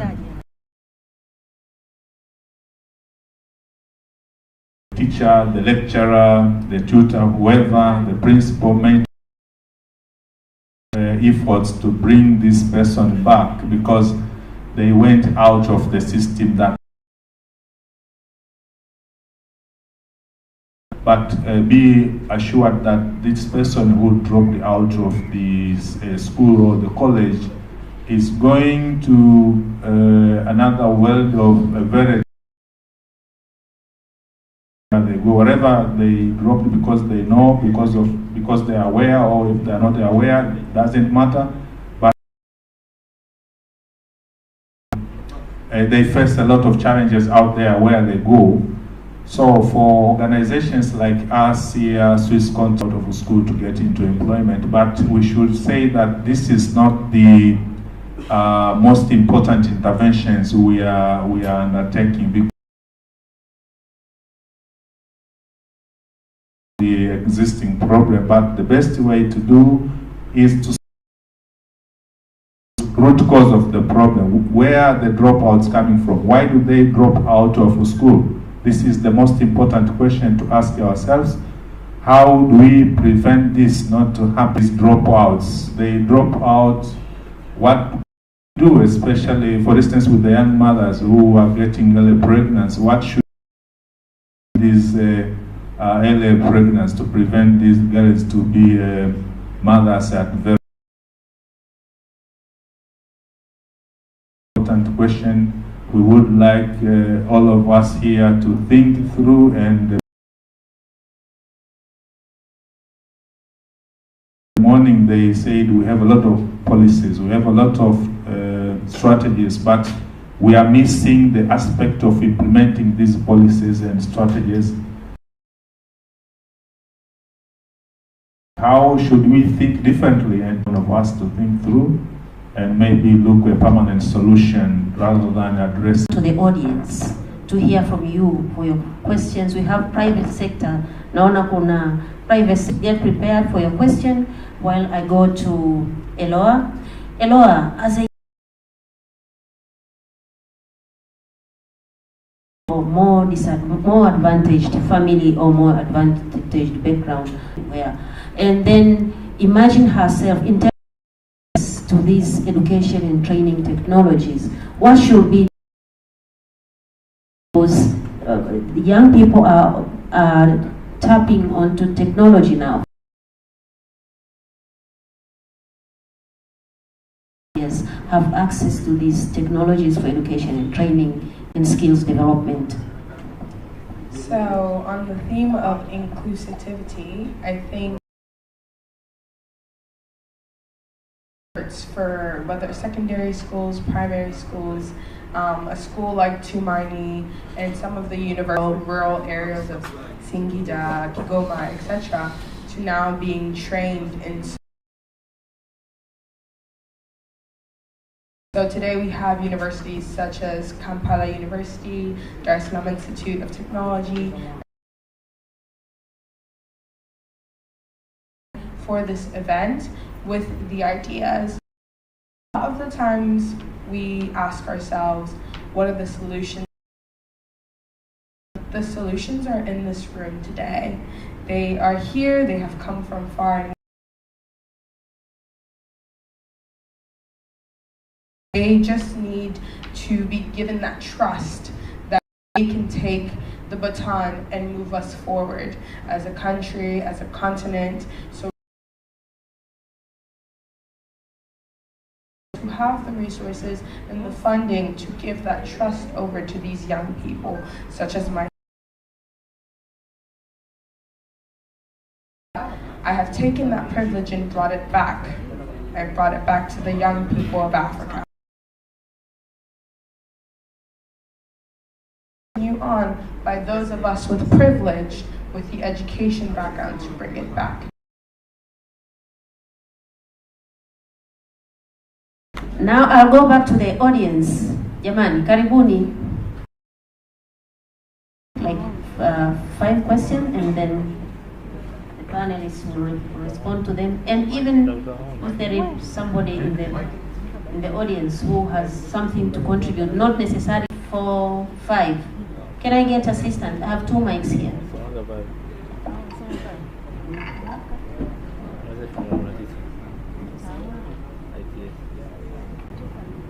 Habari za mchana. Nashukuru kwa wawasilishaji wa mada. Mimi naitwa Ngodu na tukaleta mkurugenzi wa elimu kwa kushirikiana naye katika kuwasaidia mothers.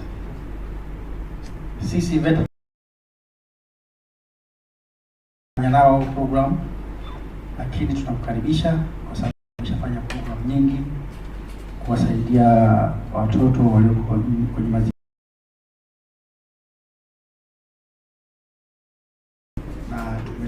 kutengeneza mitaala kwenye green economy. Kwa hiyo tunakukaribisha sana uje tushirikiane tuweze kuwasaidia Watanzania. Asante sana.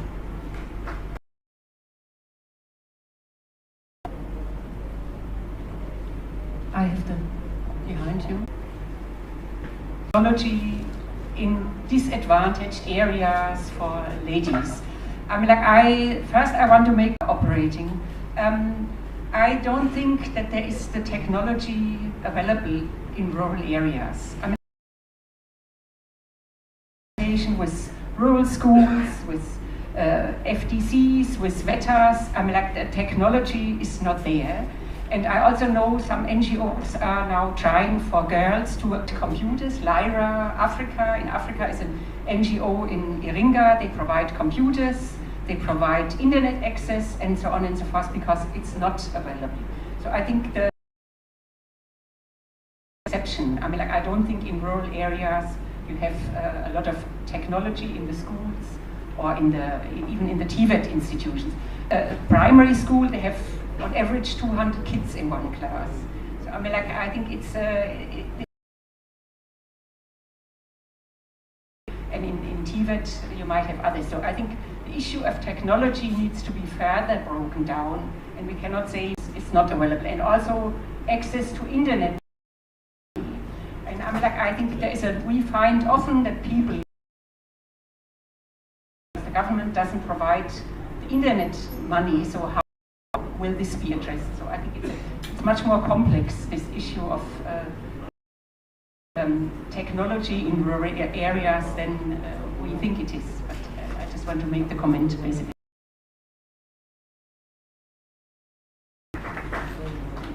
Asante kwa kupata nafasi. Maana nimenyosha kutoka asubuhi kwa bidii. Ni director wa chuo cha ufundi kinaitwa Tagaste VTC. Nina experience ya miaka 15 kama hichi. Kwa hiyo ninaenda sio kwa maana kwa hii inayoongelewa saa hizi. Matatiza ajira. Na mimi yani mchango wangu, kwa sababu nina experience na nina watoto. Mamlaka. Kwanza nipende kushukuru sana mamlaka vyuo vya ufundi Tanzania kwa kushirikiana na Activate, kwa kuungana na VETA. Haja moja nzuri sana tofauti na mifumo ya nyuma. Tunapenda kuwapongeza sana. Lakini pia mitaala yao sasa ni implementation tu. Swali hili la hofu ya kupoteza ajira tunaweza kujiuliza sisi wenyewe. Tanzania na Mchina, unataka ufanye wiring, yupi utamwamini kumpa kazi?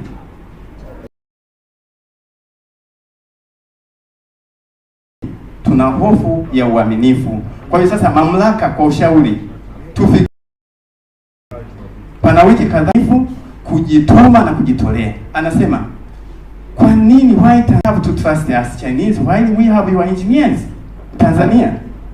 Lakini akatuambia kwamba nyinyi mna mambo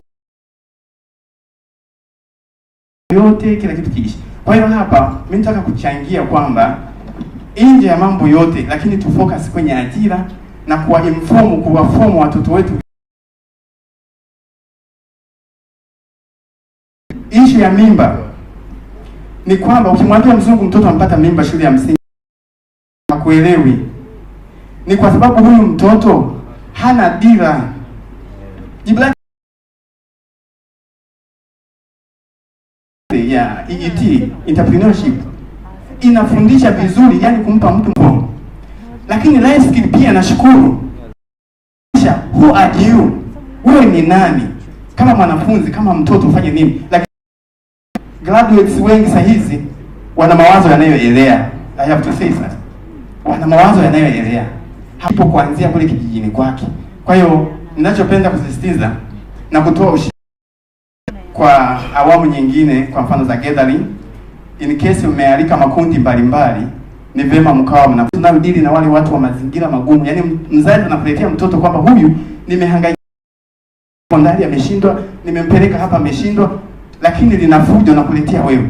Kupitia life skills sisi kinachotupoteza kwamba minds, huyu mtoto ana tabia mbaya kwa sababu hana, lazima umpe kazi.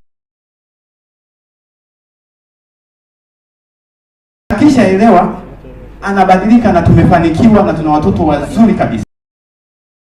Ni kama kwamba tutakuwa tunarutubisha matawi baada ya kudili na mizizi. Lakini tukitaka kudili na best wanapewa watu ambao pure fresh, sawa. Lakini sisi huku mimi na present kwa sababu najua pengine singepata hii nafasi, nimetoka Njombe, lakini nilikuwa ninafikiria, ninaomba hii mada kwenye conclusion zenu mfikirie zaidi jinsi ya kuwabadilisha watoto wetu. Nimekuwepo Ujerumani, nimekuwepo Asia, unaona kabisa mtoto ana hizi auto whatever, nimepelekwa huko, lakini unakuja huku Mchina yeye anakuambia every place where I go I see the open. Nitaanzisha kampuni, lakini sio utakuja tu utafanya interview, sio kwa sababu nafahamiana na fulani, no. Kisha lakini Tanzania ya viwanda it is possible kama tunaanza kwenye mizizi, ikiwezekana, kwa sababu tuna representative wa wazazi. Hivyo kwa idea yangu ndogo, yani nilikuwa nawaza kwa mfano life skill na entrepreneurship, familia hao wa mabalozi wa vitongoji wafundishe mitaani, ndugu zetu wazazi wanafanya kazi za as part of our CSR we support education, skills and innovation in society nzima university. Really happy kuona kwamba inclusion, lakini pia ninapenda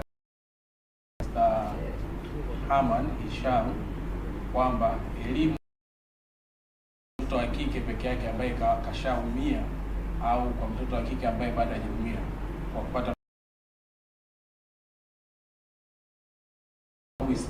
is an ecosystem whereby the boy child and the girl child need support. Ukiangalia since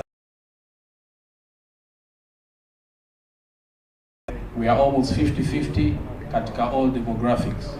Asante.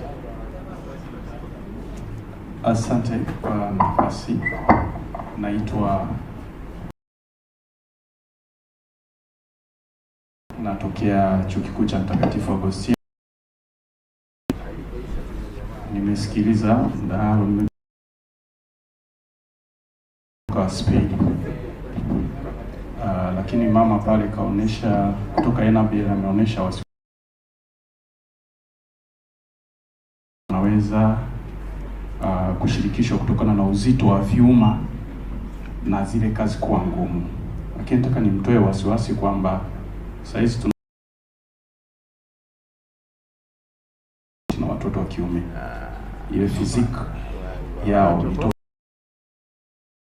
mtoto yuko interested na mambo ya welding, lazima akubali pia kutrain mwili.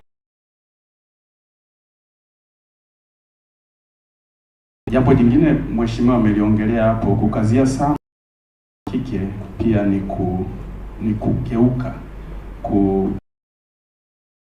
maanake watoto wa kike wanakuwa wajanja zaidi kuliko hawa watakao kuwa waume zao, na watoto wa kike hawatakuwa na hawatatamani kuolewa na wanaume mabwege au mtoto wa kiume kupewa nafasi, kwa sababu huyo ndiye anaenda kuwa kichwa cha familia, au tuseme of course ndivyo ataachwa anavyoenda. Mtoto wa kike atakuwa na skills zote, atakuwa na uwezo wote.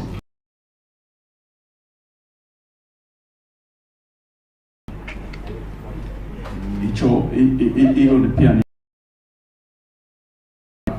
kingine cha tatu ambacho labda ni summarize cha kusaidia. Tumepita kidogo nje huko, tunapambana mfumo wetu wa uchumi, lakini hatujacheza sana na akili, kwa maana ya ile ukienda kwa Mchina unawaona walivyo, tunawatamani sana kwamba wameenda mbele, lakini ideology ya Mchina, baba nyumba yake huwa ni kubwa kuliko ya mtoto yeyote. Nyumba yake inakaa nyuma ya nyumba ya baba. Mtoto wa kiume nyumba yake itakaa mbele kidogo, na baba atakuwa ndo mlezi wa mtoto wa kiume. Kwa hiyo kuhusu kumheshimu mzazi sana, pia bado tunakoenda kunaweza kusiwe kuzuri sana, lakini inawezekana tumekosea kidogo. Cha mwisho kabisa, tunapokuwa tunapata kwa mfano soko, ukweli ni kwamba hatutafanikiwa. Tunatakiwa tumuulize Mchina au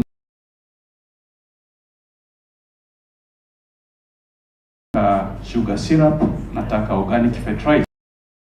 Hizo ndizo sisi tu concentrate kuzitengeneza na sio kokoa. Asante.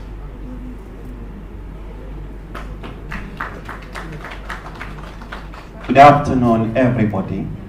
I have,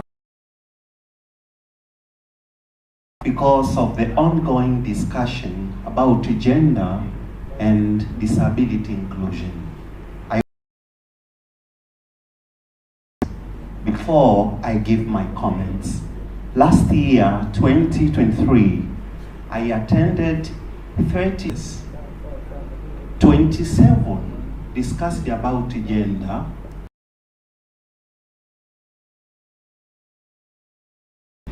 Of 27, only in gender, it was only addressed about women living. From the etymological point of view, does gender women leaving behind men? In Tanzanian context, about women, and that's why from morning to the moment we have been.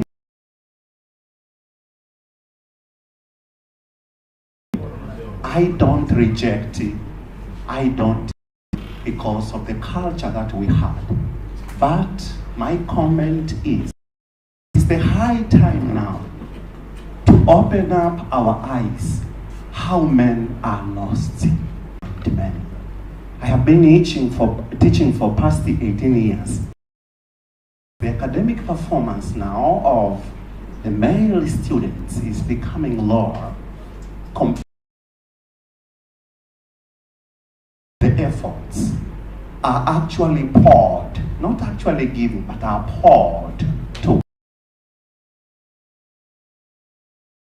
the etymological meaning of gender. It is not only about women. It is the social thinking which addresses male and female. You have to be into account. That is comment number one. Comment number two.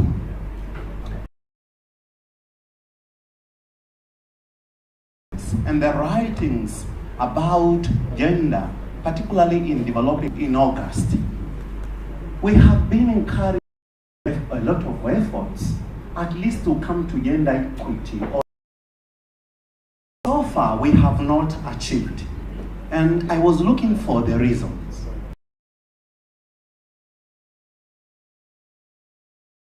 Women leaving behind. So I came up testing. I have gone to almost 75% of testing.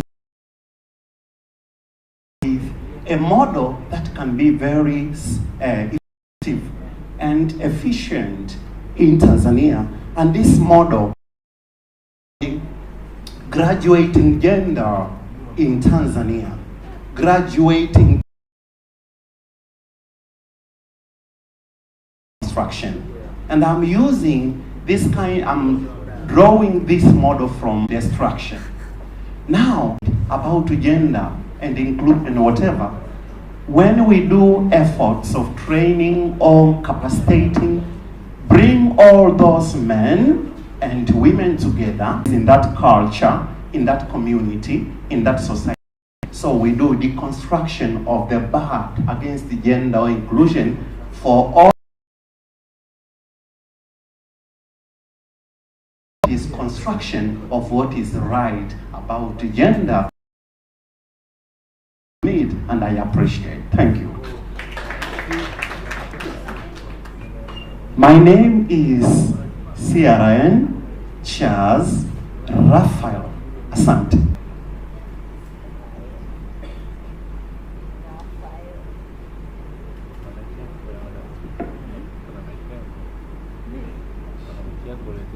Even becoming more and more interesting, because there was a little bit the kind of fear of technology,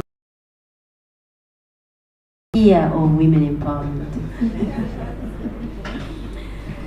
Okay, yeah, there's on here. First of all, I will say tuwape Nactivate maua yao kwa sababu welcome the partners who want to work with them in terms of skills development. They're open to work with various partners. Can we please applause for not VETA, for VETA. Yeah. And then there was a question on technology is not available in rural areas. There is the lady there, Samira. Okay, that's very Tanzanian. I know naweza kupika chapati na vitu poa. Yeah. Kwa hiyo the rural areas, we shouldn't take it for granted. And from Elineus Ngimba from Tagaste FTC, fear of losing employment, and reflecting on how even the foreigners like Chinese who are coming to us, they are surprised skills with the ability, with the learning process from very early in their life. And another issue was from the Fulgens Warioba about education. We'll reach out to all, and then role of parents and parents play active. Can you respond in one of those issues, because it seems maybe you.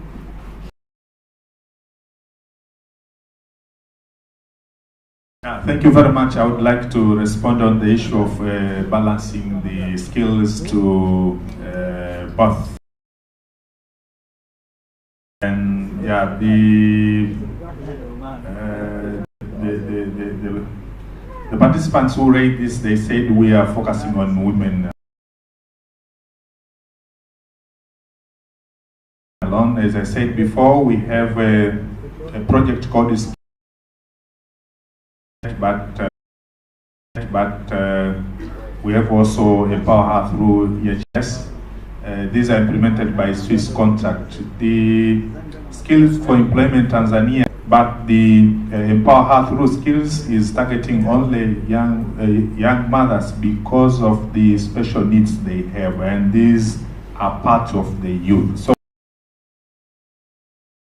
initiative or interventions for young mothers because of the unique challenges that they face as young mothers, but we have improved their livelihood, and so we are not leaving anybody behind. Thank you very much.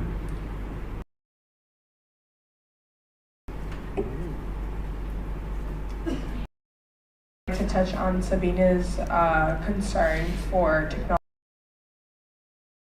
Tumaini Senior Secondary School is based in Makuyuni, which is in the district of Monduli in the Arusha.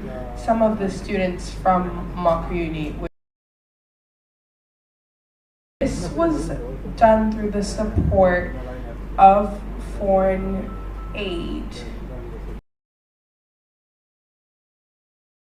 Rural communities to get support, it is coming from foreign investors, foreign aid, foreign contributors. However, I think what needs to be brought to the government. I also advocate for that as someone who is working at Tumaini, that it should, at a private secondary school or a government school, there should be equitable resources dispersed even if you do get such an opportunity to have foreign investment, it comes with terms and conditions that are not always going to be kept in the people of Tanzania itself, the government of Tanzania itself. In doing that, they would be investing into their own. That is how I would like to respond to that. How do we deal with internet and Wi-Fi? There are organizations which is area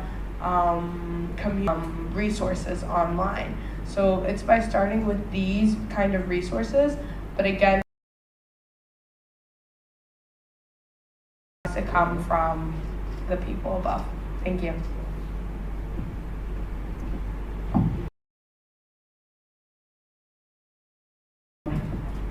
Hiram na Eloa for respond. Respond to some of those issues, especially on as an authority on how the other dimensions of equity, but also the issues of efforts to make sure that all girls, women, the services, especially also reflecting on the population of people with disabilities. Audience provided their views as recommendations and the contributions. So what I can say here, in order to put them in practice, you know, in our country, we are good in writing and determining the problem. So what I can strongly insist here, because most of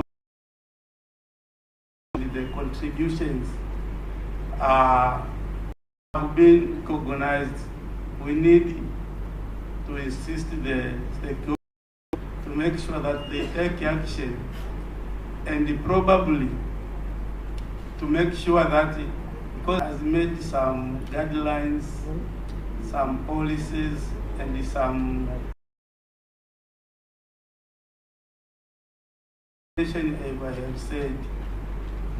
In case of gender, what I know, women, persons with disabilities, and sharing the same boat, but after the Beijing conference,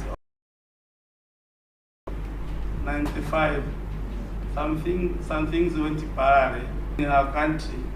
Everywhere you go, you will find women working and whatever, but other groups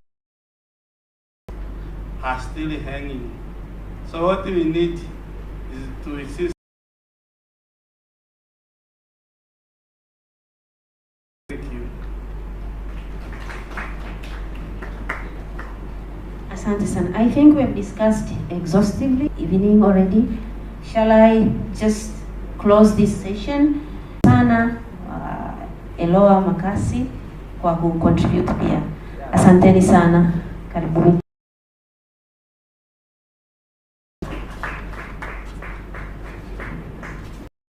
Asante MC kwa kunipa nafasi.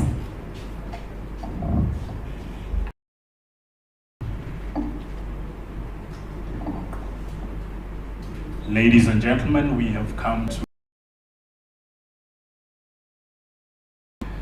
tomorrow is going to be very interesting.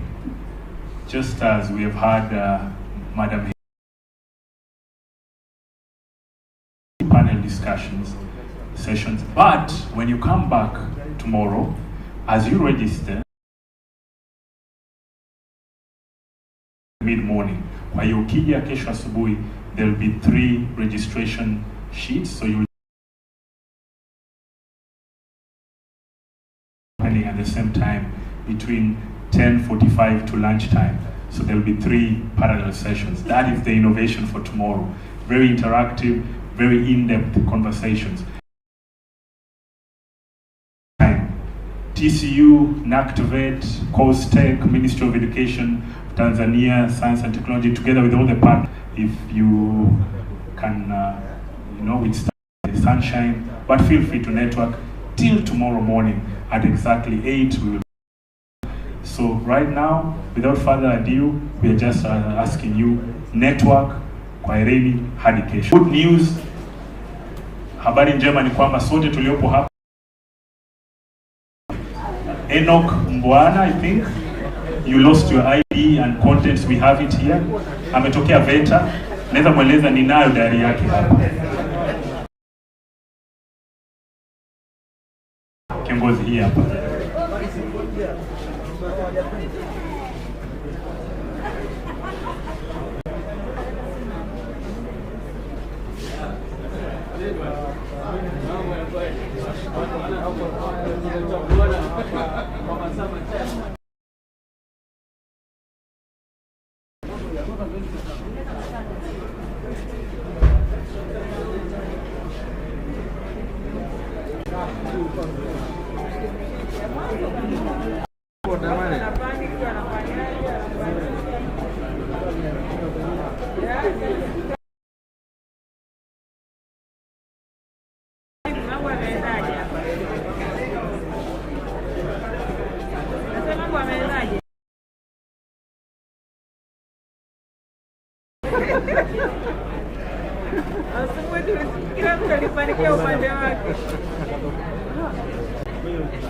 Boss, mulienda live?